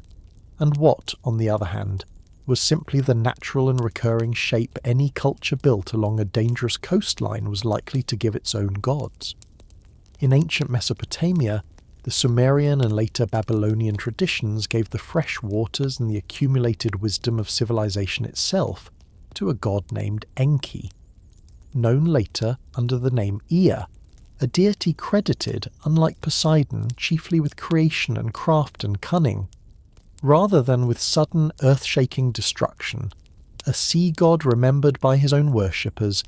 less for storms sent in anger and more for the gift of writing, of agriculture,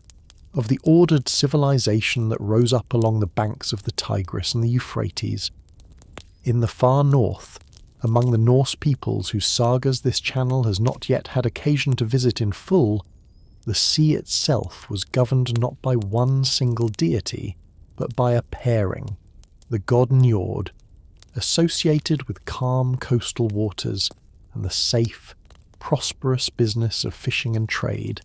and the considerably more terrifying Jotun-Agir, whose own domain was the deep, storm-racked open ocean, a division of labour between a gentler patron and a more dangerous, less predictable force that Greek religion, by contrast, chose to fold entirely into the single, complicated personality of one god alone, gentle enough to grant Athens a spring and violent enough to drown an entire city over an insult to his own pride. And in the Vedic tradition of ancient India,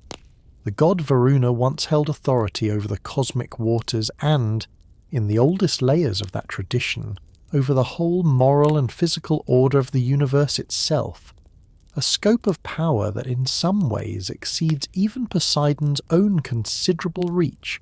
though later Hindu tradition would gradually narrow Varuna's own domain down toward the sea specifically, in a slow drift that mirrors, in its own way, exactly the kind of specialization Poseidon himself underwent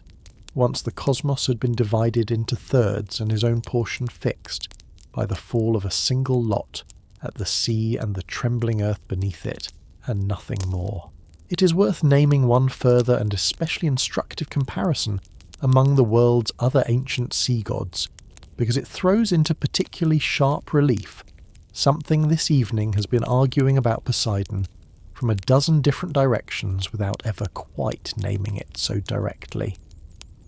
In the religious tradition of the ancient Canaanite city of Ugarit, on the Mediterranean coast of what is now Syria, preserved for us on clay tablets that predate Homer's own poems by several centuries, the sea itself was ruled by a god named Yam, a figure of genuine and terrifying power who claimed, in the surviving myths, nothing less than kingship over the whole of the assembled gods, only to be challenged and ultimately defeated in single combat by the storm god Baal, who struck Yam down with a pair of magic weapons and, in some versions of the story, either killed him outright or subordinated him permanently beneath his own new kingship. It is worth pausing on how different this particular story is from everything this whole evening has told you about Poseidon, because Yam's own defeat at Baal's hands establishes, in the Canaanite imagination, that the sea, however vast and however genuinely dangerous, was never meant to rule anything beyond its own domain, subordinated permanently to a ski and storm god the way this evening has already shown you. Poseidon himself was never quite subordinated to Zeus, sharing instead real and lasting co-authority over the whole of the cosmos as an equal partner rather than a defeated rival. It is worth naming too that scholars of comparative religion have long noticed a real and striking structural echo between the Canaanite story of Baal's own war against Yam and the Greek story of Zeus's own later war against the monster Typhon, a story this channel may well tell in full on some other night, in which Zeus, much like Baal before him, must personally defeat a chaotic and nearly overwhelming challenger before his own kingship can be considered fully secure, evidence that the whole Eastern Mediterranean world, Greek and Canaanite alike, seems to have shared some common, very ancient understanding that a sky god's own authority had to be proven at some point in direct combat against the raw, chaotic power of water and storm together. It is worth naming, though, what makes Poseidon's own particular position in this whole shared regional pattern genuinely distinctive, because unlike Yam, permanently subordinated after his own defeat, Poseidon was never actually cast down or diminished by his brother's own kingship at all. He remained, across the whole of the 1,000 years the Greek world worshipped him, a full and genuine co-ruler of the cosmos, second in rank but never in real doubt as to his own legitimate share of authority, a distinction that matters enormously to tonight's own larger argument, because it means Poseidon's own occasional fits of resentment against Zeus, the conspiracy to bind him in chains this evening as already told in full, were never actually the resentment of a defeated rival hoping to reverse an old loss, but the very particular and very human resentment of an equal partner who had, by nothing more than the fall of a lot, ended up one formal rung below a brother he had fought exactly as hard and exactly as bravely to place on that same throne in the first place. It is worth closing this comparison by naming honestly that we cannot know for certain whether these parallels reflect genuine historical contact between the Bronze Age civilizations of the Aegean and the Levant, trading partners across the very sea Poseidon and Yam both were imagined to rule, or whether they simply reflect the same universal human tendency in coastal cultures spread across an entire connected sea to reach for broadly similar stories when trying to explain a broadly similar set of dangers, but it is worth sitting either way with how much more securely Poseidon held his own throne than his nearest mythological cousin across the water, a small, structural mercy. This whole evening's own story has otherwise found very little reason to grant him. It is worth pausing on what this comparison actually reveals, because it tells us that the impulse to imagine a god ruling the sea's own dangerous unpredictability was never uniquely Greek, arising independently in nearly every ancient civilization that ever built its own prosperity and its own daily risk on the edge of open water. But it is worth naming too what does appear genuinely distinctive about the specifically Greek version of that impulse, because Poseidon's particular combination of the sea and the earthquake together, one god holding authority over both the water that could drown you and the ground that could open up beneath your own feet without any water involved at all, is a pairing considerably rarer across the world's other mythologies than a modern reader might expect. And it suggests that the Greeks themselves, living as they did on some of the most seismically restless ground in the entire ancient world, arrived at their own god's double portfolio not out of pure poetic invention, but out of the same hard lived experience that would one day let modern geologists confirm, with real instruments and real fault maps, that the earthquake and the coastal flood really were, in that particular corner of the Mediterranean, two expressions of the very same underlying violence. A god renamed and a storm calmed rather than sent. It is worth turning now to the second half of the promise Poseidon made on that Trojan battlefield, because the poem this channel just mentioned, composed in Latin by the poet Virgil some 800 years after Homer's own lifetime, picks up the story of Aeneas exactly where the Iliad left him, a survivor of Troy's own fall fleeing west across the Mediterranean in search of the new kingdom. Fate had promised his descendants, and it is worth naming honestly that the sea god who appears in that later poem is not strictly Poseidon at all, but Neptune, a considerably older Roman deity of fresh water and of springs, whose own worship long predated any direct contact between Rome and the Greek world, absorbed gradually over the centuries of growing cultural exchange between the two civilizations into a single figure who kept his own older Roman name while taking on, almost entirely, the Greek Poseidon's own mythology, his trident, his earthquakes, his fathered monsters, his feuds, so completely that by Virgil's own lifetime the two gods had become, for all practical, religious and literary purposes, one and the same, being wearing two different names in two different languages. It is worth naming what Virgil's own poem actually does with that inherited god, because the scene is worth knowing in its own right, and because it offers a genuinely striking counterpoint to nearly everything tonight's story has told you about Poseidon's temper. In the poem's very first book, the goddess Juno, the Roman name for Hera, still nursing her own ancient grudge against the Trojan line from the war this channel has already told in full, persuades the god of the winds to loose a storm against Aeneas's own small fleet, scattering his ships and very nearly drowning the whole company before their long voyage has properly begun. And it is Neptune himself feeling his own domain disturbed by a storm he did not order and did not sanction, who rises from the sea to calm it, rebuking the winds directly for daring to trouble his own waters without his leave and smoothing the waves back into stillness, with nothing more than a glance and a word, a scene the poem itself compares, in one of its own most famous similes, to a respected statesman calming an unruly mob simply by the authority of his own presence and his own reputation. It is worth pausing on how different this particular Poseidon feels from the god who spent 10 years grinding Odysseus's own homeward voyage into ruin, because here he appears not as the source of the storm but as its master, restoring order rather than inflicting chaos. A portrait this channel is not going to pretend fully resolves the tension between the two, but one worth naming honestly as part of the whole complicated inheritance this single god carried across both the Greek and the Roman imagination. It is worth naming too how the Romans themselves actually worshipped this same absorbed god in their own right, because Neptune received his own dedicated festival,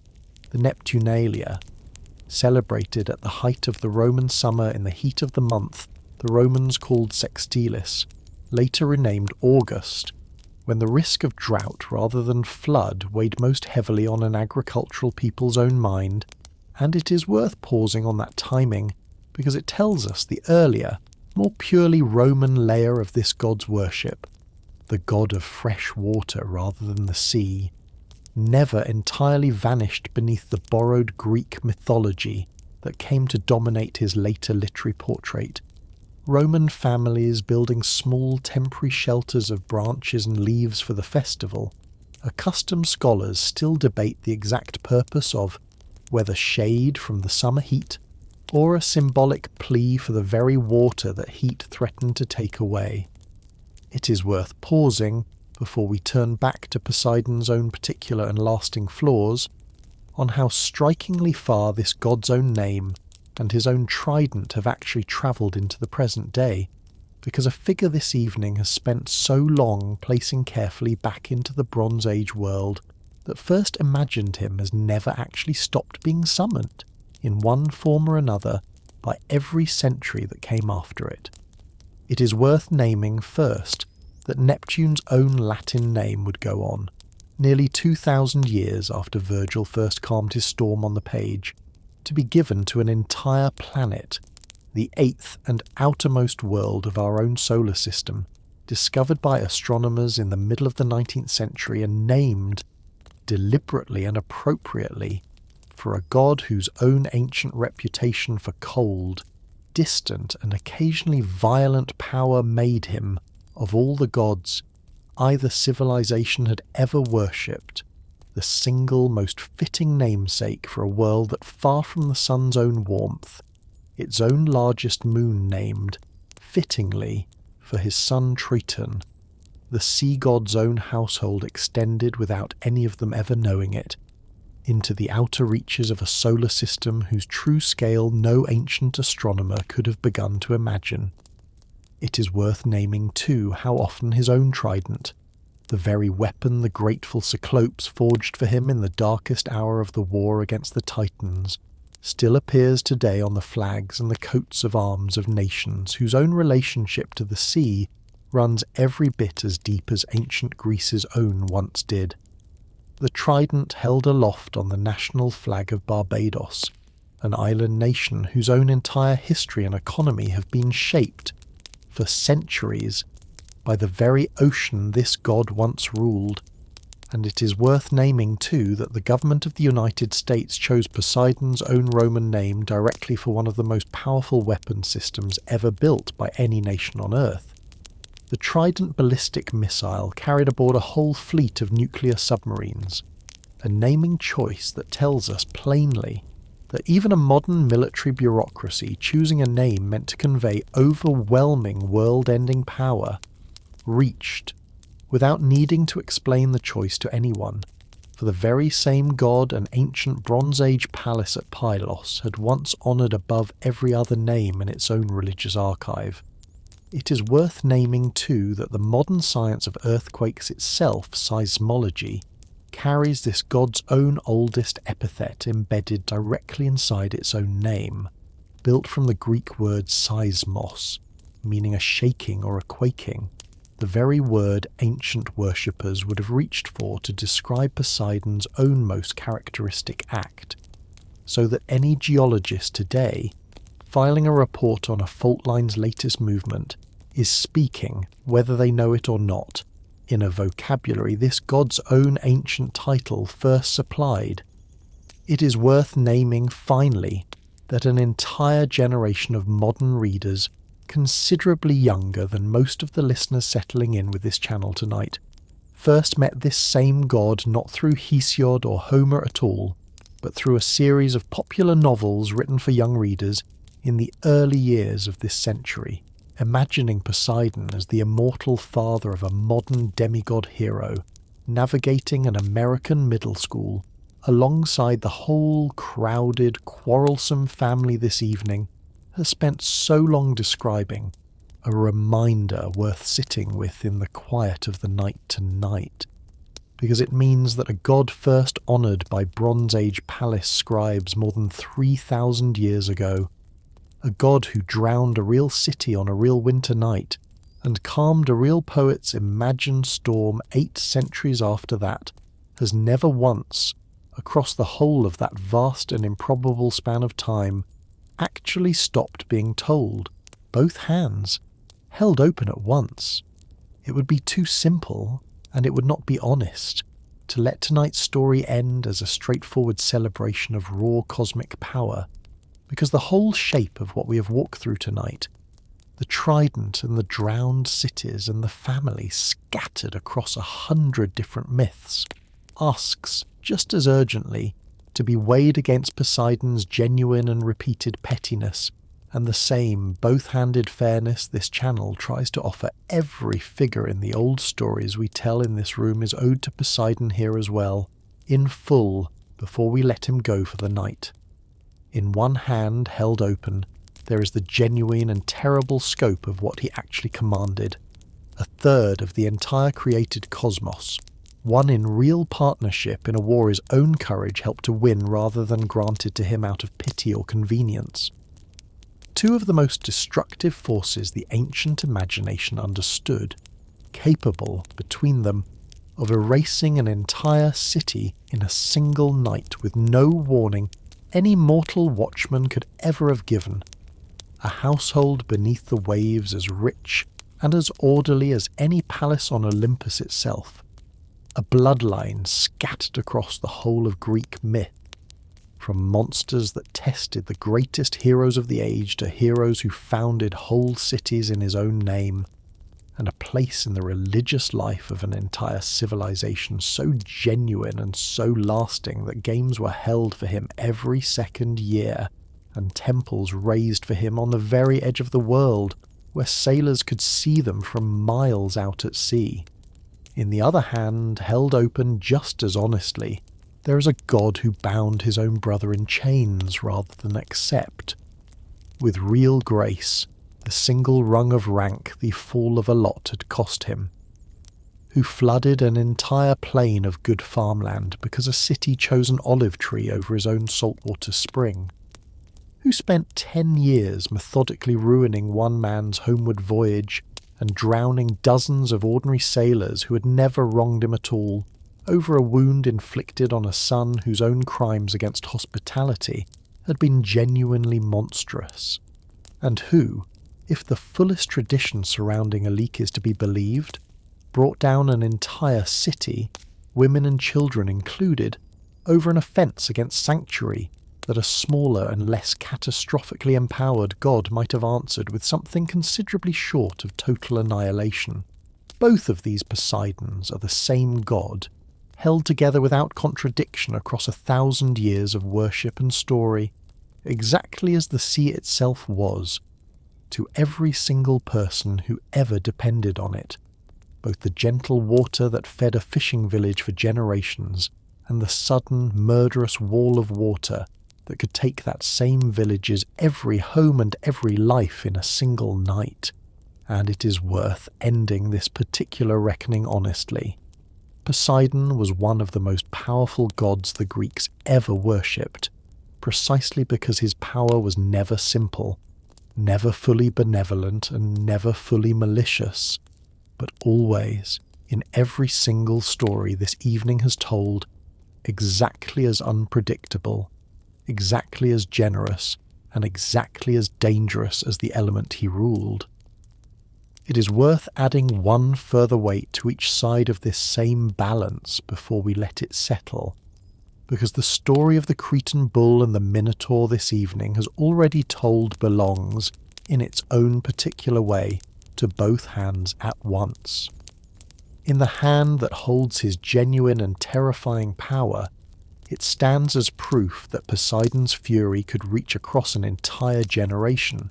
transforming a single broken promise into a monster that would go on shaping the fate of 2 whole kingdoms, Crete and Athens both, for years after the original offence had been all but forgotten by everyone except the god who had never actually forgotten it at all.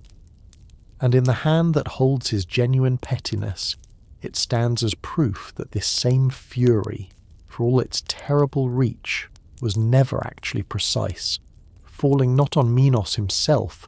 who had committed the offence and who kept his own throne and his own life for the whole of the story that followed,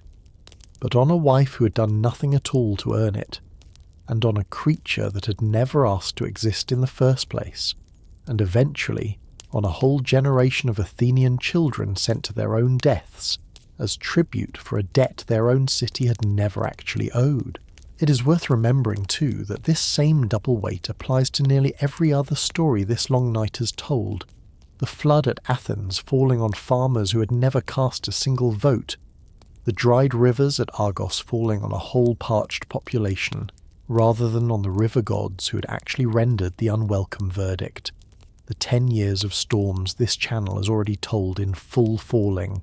overwhelmingly, on ordinary sailors who had never set foot inside a blinded Cyclops' cave. A god this powerful, this evening's whole case has now shown you from a dozen separate directions, was never actually capable of aiming his own fury with any real precision at the single party who had actually wronged him, and it is worth asking honestly in the dark tonight whether that particular limitation, a power vast enough to reshape a coastline but never quite controlled enough to strike only the guilty, is not in fact the single most damning thing this whole long evening has found to say about him, more damning in its own way than any single act of cruelty considered on its own. How we actually know any of this? It is worth pausing before we walk back through the whole of tonight's story one final time, on where all of this material has actually come down to us from, because this channel has always believed that a story is more honest and in its own way more moving, once you know something about the uncertain, human, centuries-long chain of hands it passed through to reach you at all. The single oldest and fullest account of Poseidon's own birth and his role in the war against the Titans comes down to us from the same poet, Hesiod, composing his Theogony sometime around the 8th century before Christ, whose account of Zeus's own rise to power this channel has already relied on at length, and it is worth naming that Hesiod, by his own account a shepherd rather than a court poet, gives us a version of the god's own early history considerably more concerned with cosmic order and lawful succession than with the vivid, individual personalities the Homeric poems would go on to give each Olympian in turn. It is worth naming too that Homer's own two great epics, the Iliad and the Odyssey, composed in roughly that same span of decades, give us the fullest and most personal portrait of Poseidon's own particular temperament, a god considerably more recognisable as an individual character, prideful and generous and vindictive by turns, than the more cosmic, more distant Poseidon of Hesiod's own earlier and more formal telling, and it is worth remembering that these two traditions were never fully reconciled by the ancient world itself. Content, as this channel has noted about other figures in other stories, to let its gods be one thing in one poem and something subtly different in another, without ever feeling any particular need to smooth the seams between them. It is worth naming finally the later sources this whole evening has leaned on for so many of tonight's more specific details, the Roman-era travel writer Pausanias, whose own patient first-hand descriptions of temples and sanctuaries, as he actually found them standing in the 2nd century, after Christ have given this channel, on more than one night now, some of its most vivid and most physically grounded details, and the mythographer whose work survives to us as the Bibliotheca, compiled centuries after Hesiod's own lifetime by an author whose real identity remains genuinely uncertain, gathering together in one single reference the scattered and sometimes contradictory versions of stories that had, by his own time, already been told and retold for the better part of 1,000 years. It is worth being honest, as this channel always tries to be,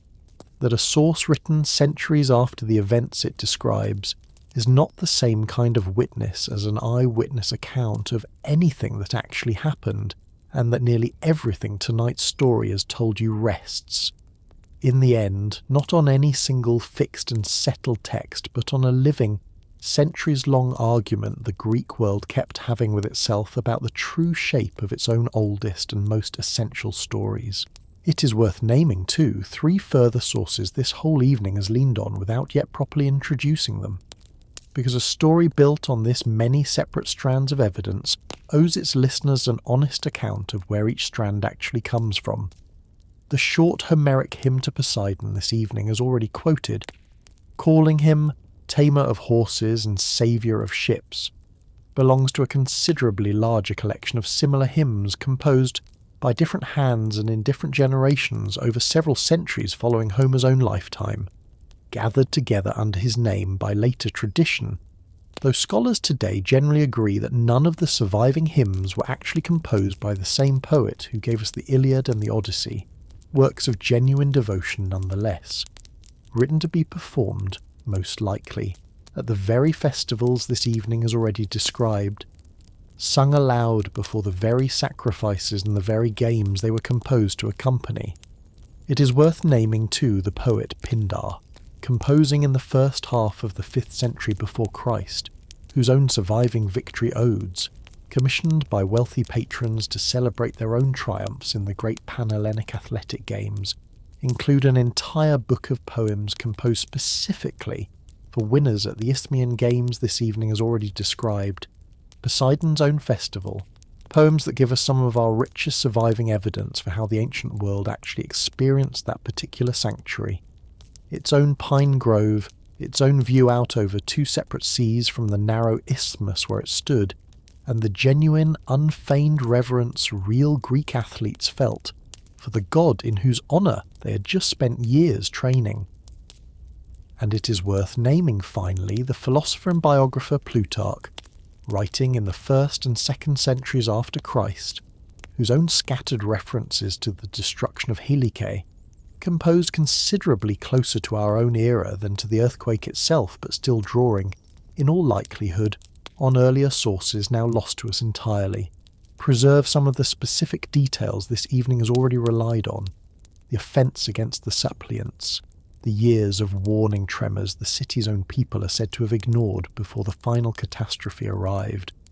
Details worth remembering, as this channel always tries to remember about its own sources as the testimony of a careful and generally reliable writer working several centuries after the events he describes, rather than as the eyewitness account of anyone who actually stood on Alik's own streets on the night the ground gave way beneath them. The weight no one ever counted. It is worth pausing too in the way this channel tries to pause in nearly every story we tell in this room on the people who never get named in any of the myths we have just walked through, because a god who could drown a city in a single night,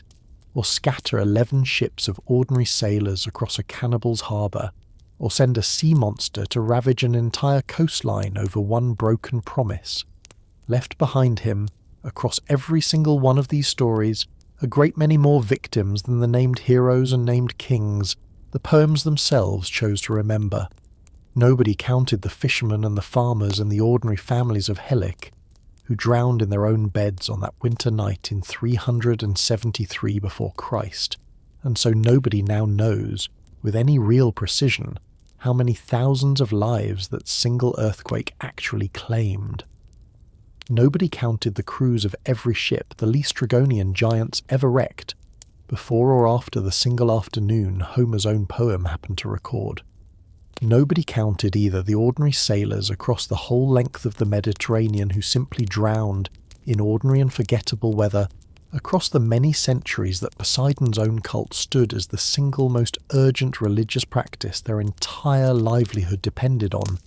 Deaths the ancient world absorbed into its worship of this god, not because every single one of them represented some personal grievance answered, but because a people who lived and died by the sea's own moods needed a way to make sense of losses that would otherwise have felt entirely unbearably random. It is worth remembering, in the quiet of the night tonight,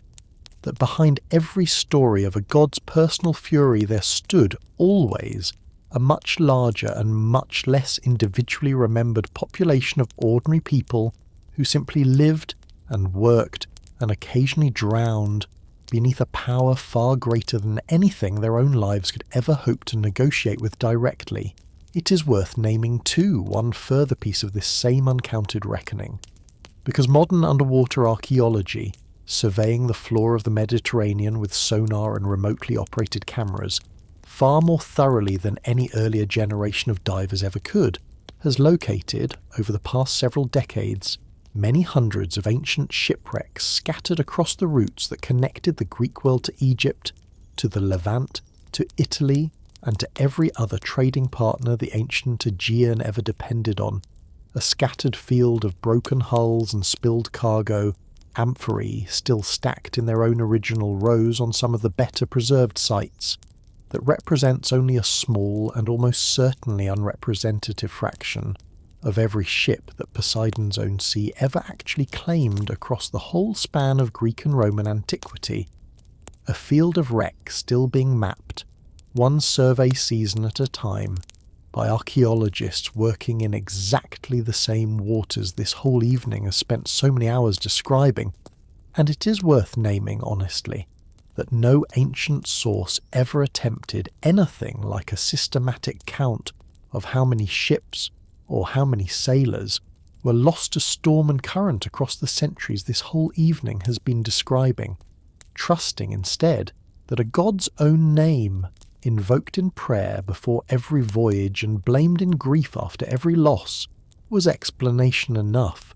and did not require a number attached to it at all. Walking back through the whole of it, it may help now, before we let this long night settle toward its close, to walk the whole shape of tonight's argument once more in order, the way we try to do on other long nights in this room, because seeing the pieces laid end to end reveals a case that is easy to lose sight of, story by story. It begins in total darkness, inside his own father's body, the second to last of 6 children finally disgorged into a world his youngest brother had already spent years walking freely through, an unchosen accident of birth order that would shape, in one way or another, nearly everything that came after it. It continues through a 10-year war this channel has already told in full, a war Poseidon helped to win, and a trident forged for him by grateful former prisoners, a weapon that gave him command over two of the most destructive forces the ancient imagination understood, the earthquake and the storm at sea, joined together in a single divine hand. It turns, by the plain chance of a lot drawn from a helmet, into a third of the entire created cosmos, formally equal to his brother's own shares, and yet, in Poseidon's own lasting estimation, never quite equal in prestige. A wound to his pride that would go on to explain nearly every act of restless ambition and every fit of destructive temper this whole evening has walked through since. A wound a palace of scribes at Pylos never actually seemed to share, since their own careful ledgers of oil and wool and offered livestock honoured his name above every other god's,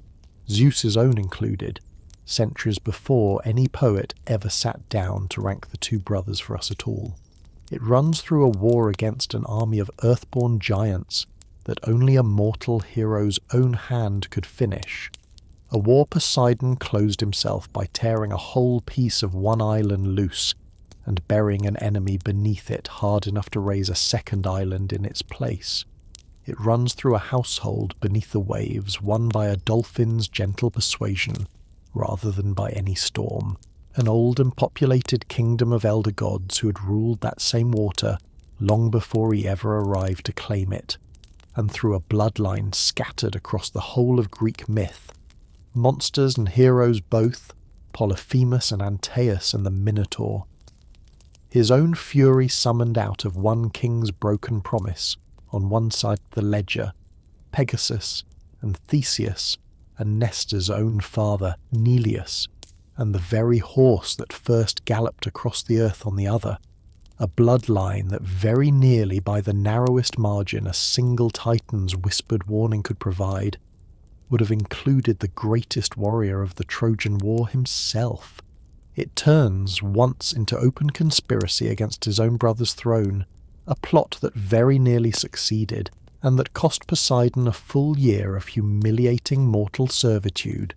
service that gave him, in turn, both the great walls of Troy and a grudge against that same city's royal line deep enough to outlast a full generation before the war this channel has already told in full ever began.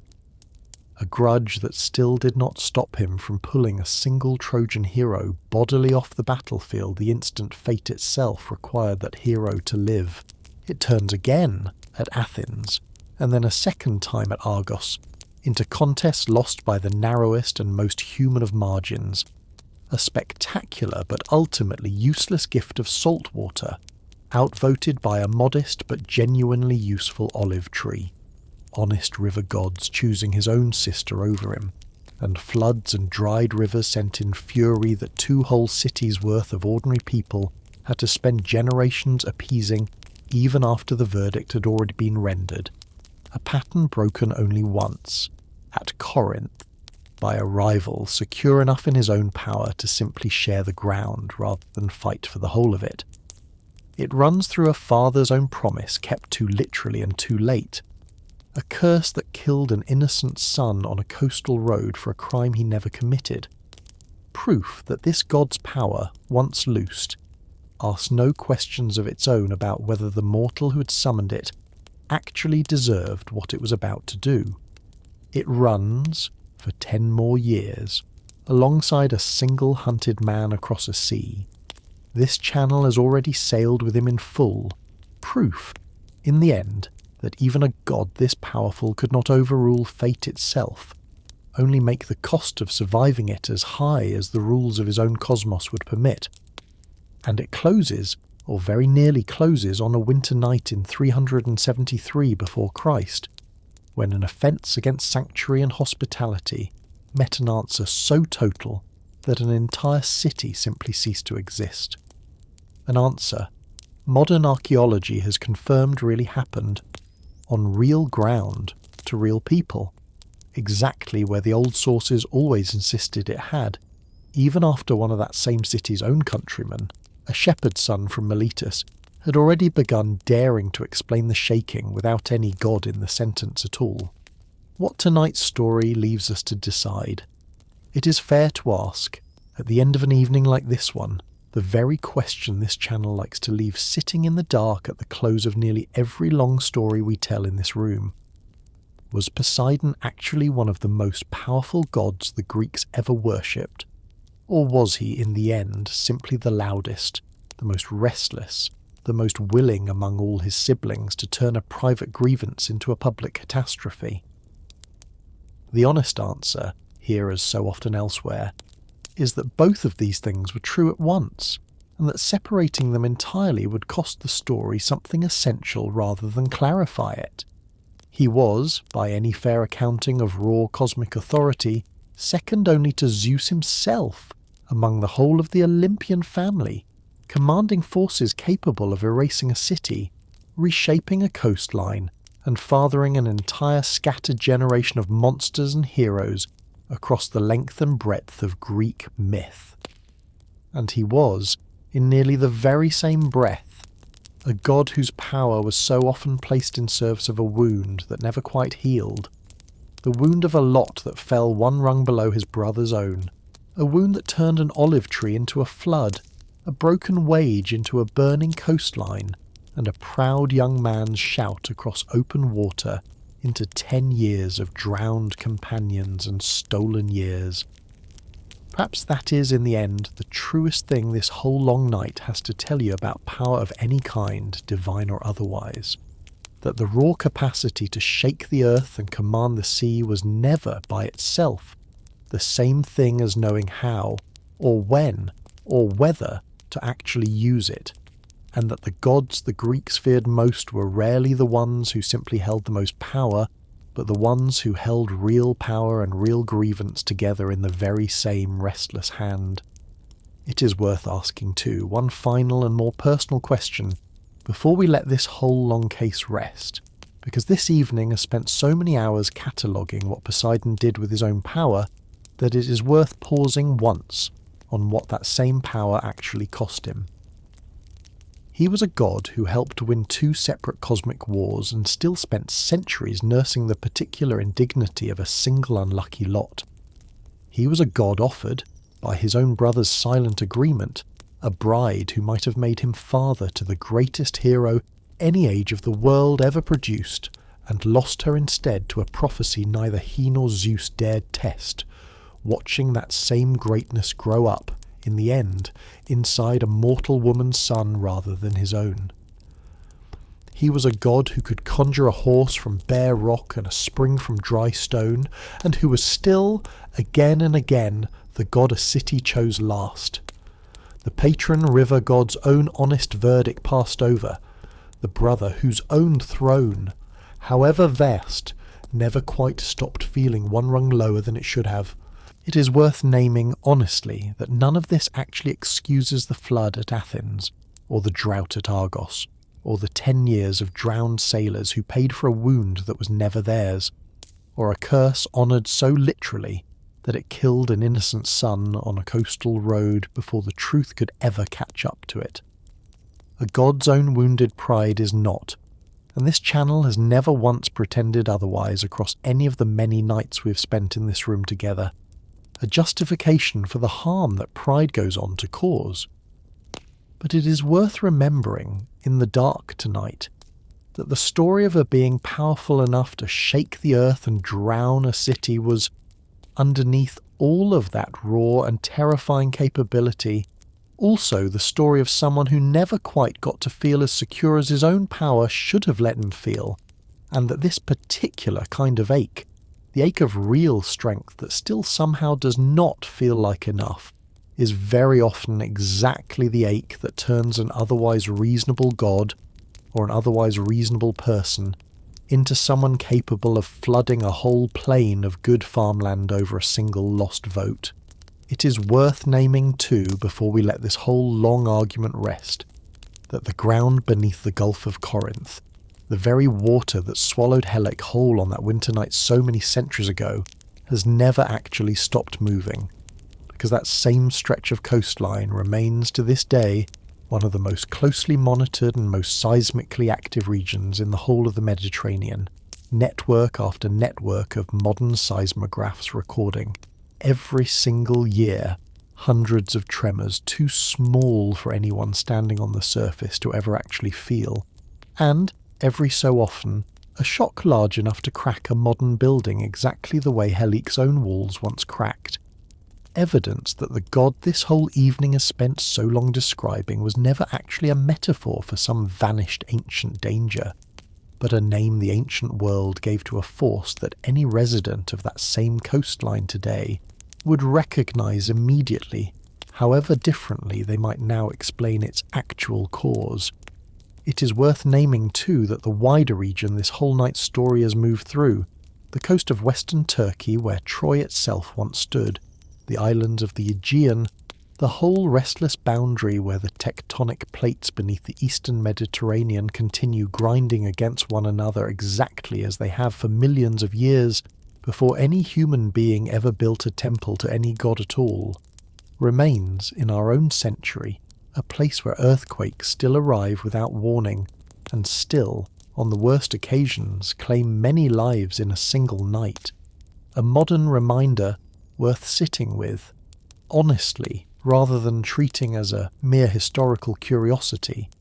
that the fear this whole evening has asked you to imagine on Helic's own streets is not actually a fear confined to the ancient world at all, but one that millions of people living along that same coastline still carry in some quiet corner of their own minds every single night they go to sleep. It is worth closing this particular thought gently, though, rather than leaving it to sit too heavily in the dark, because it is also worth naming that the very same modern science that can now explain, in careful mechanical detail, exactly why that coastline shakes, has also given the people who live along it something no ancient worshipper of Poseidon ever had: warning systems, building codes designed specifically to withstand the kind of shaking that once brought down an entire city in a single night, and a genuine growing body of knowledge about which fault lines are most dangerous and when they are most likely to slip. A slow, hard-won kind of protection this whole evening's story has shown you the ancient world could only ever ask for through prayer and sacrifice, offered to a god who, however sincerely he was worshipped, never actually promised in return that the ground would hold. There was Amphitrite, who loved him enough to be found again after fleeing, and who ruled a coral palace at his side for the whole length of his long reign. There was Triton, who learned to calm the very waters his own father could just as easily have raised against a fleet. There was Cyclopas, grateful enough for a freedom two earlier kings had never once considered granting them, who gave him the very weapon by which the whole of the ancient world would come to know his name. There were the fishermen at Sunion, pouring their libations into the wind before they had learned to fear it, and the sailors the length of the Mediterranean who never made it home and were remembered, in the only way their world knew how to remember them,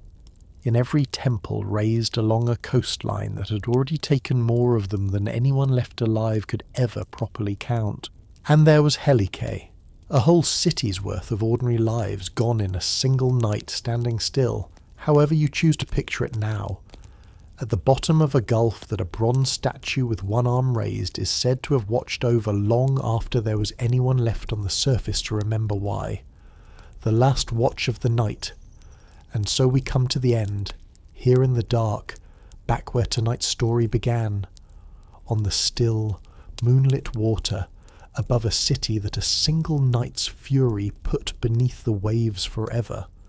A fury that grew as we have spent this whole long evening tracing, out of something far more complicated than simple, senseless cruelty. A birth cut short by a father's own fear, a lot drawn from a helmet that never quite settled his own pride, a wage refused by a king who should have known better, an olive tree that beat him fairly in an anger he could never quite set down afterward, a son blinded by a stranger too proud to leave well enough alone, And beneath every one of those particular grievances, running the whole length of this story like the tide itself,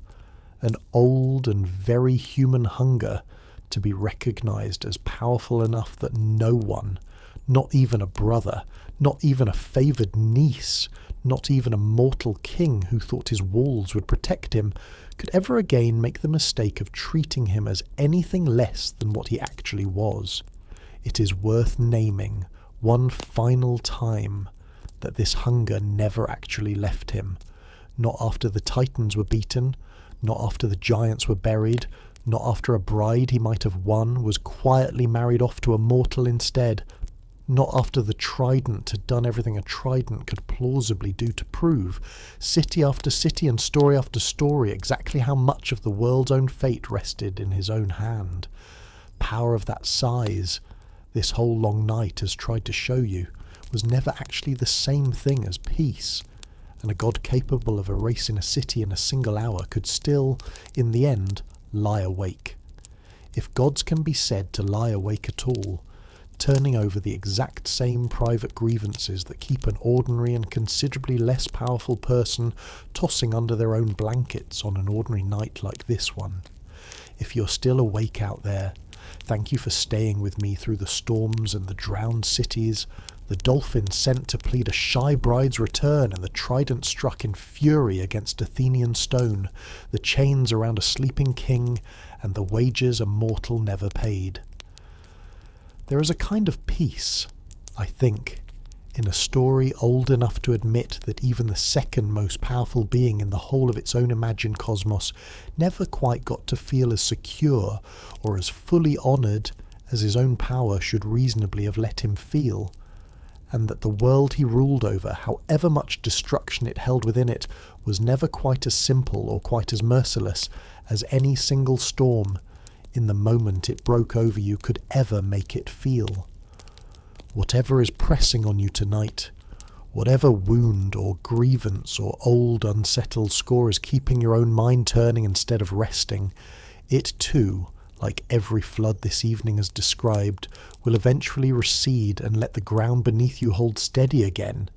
If you enjoyed this one, please subscribe to this channel and help us in reaching 1,000 subscribers, and feel free to leave a thought down in the comments, along with your location and your local time if you would like, so that some other sleepless soul somewhere far off in the dark might know they are not the only one still awake. And if you would like to hear the next story a little early, this channel now posts new episodes on Spotify for creators before they go up anywhere else, and you can find the link waiting for you down in the description whenever you're ready for it. But for now, there is no more sea left to cross tonight, and no more ground left to tremble. Close your eyes and let yourself drift off to sleep. Good night and sweet dreams.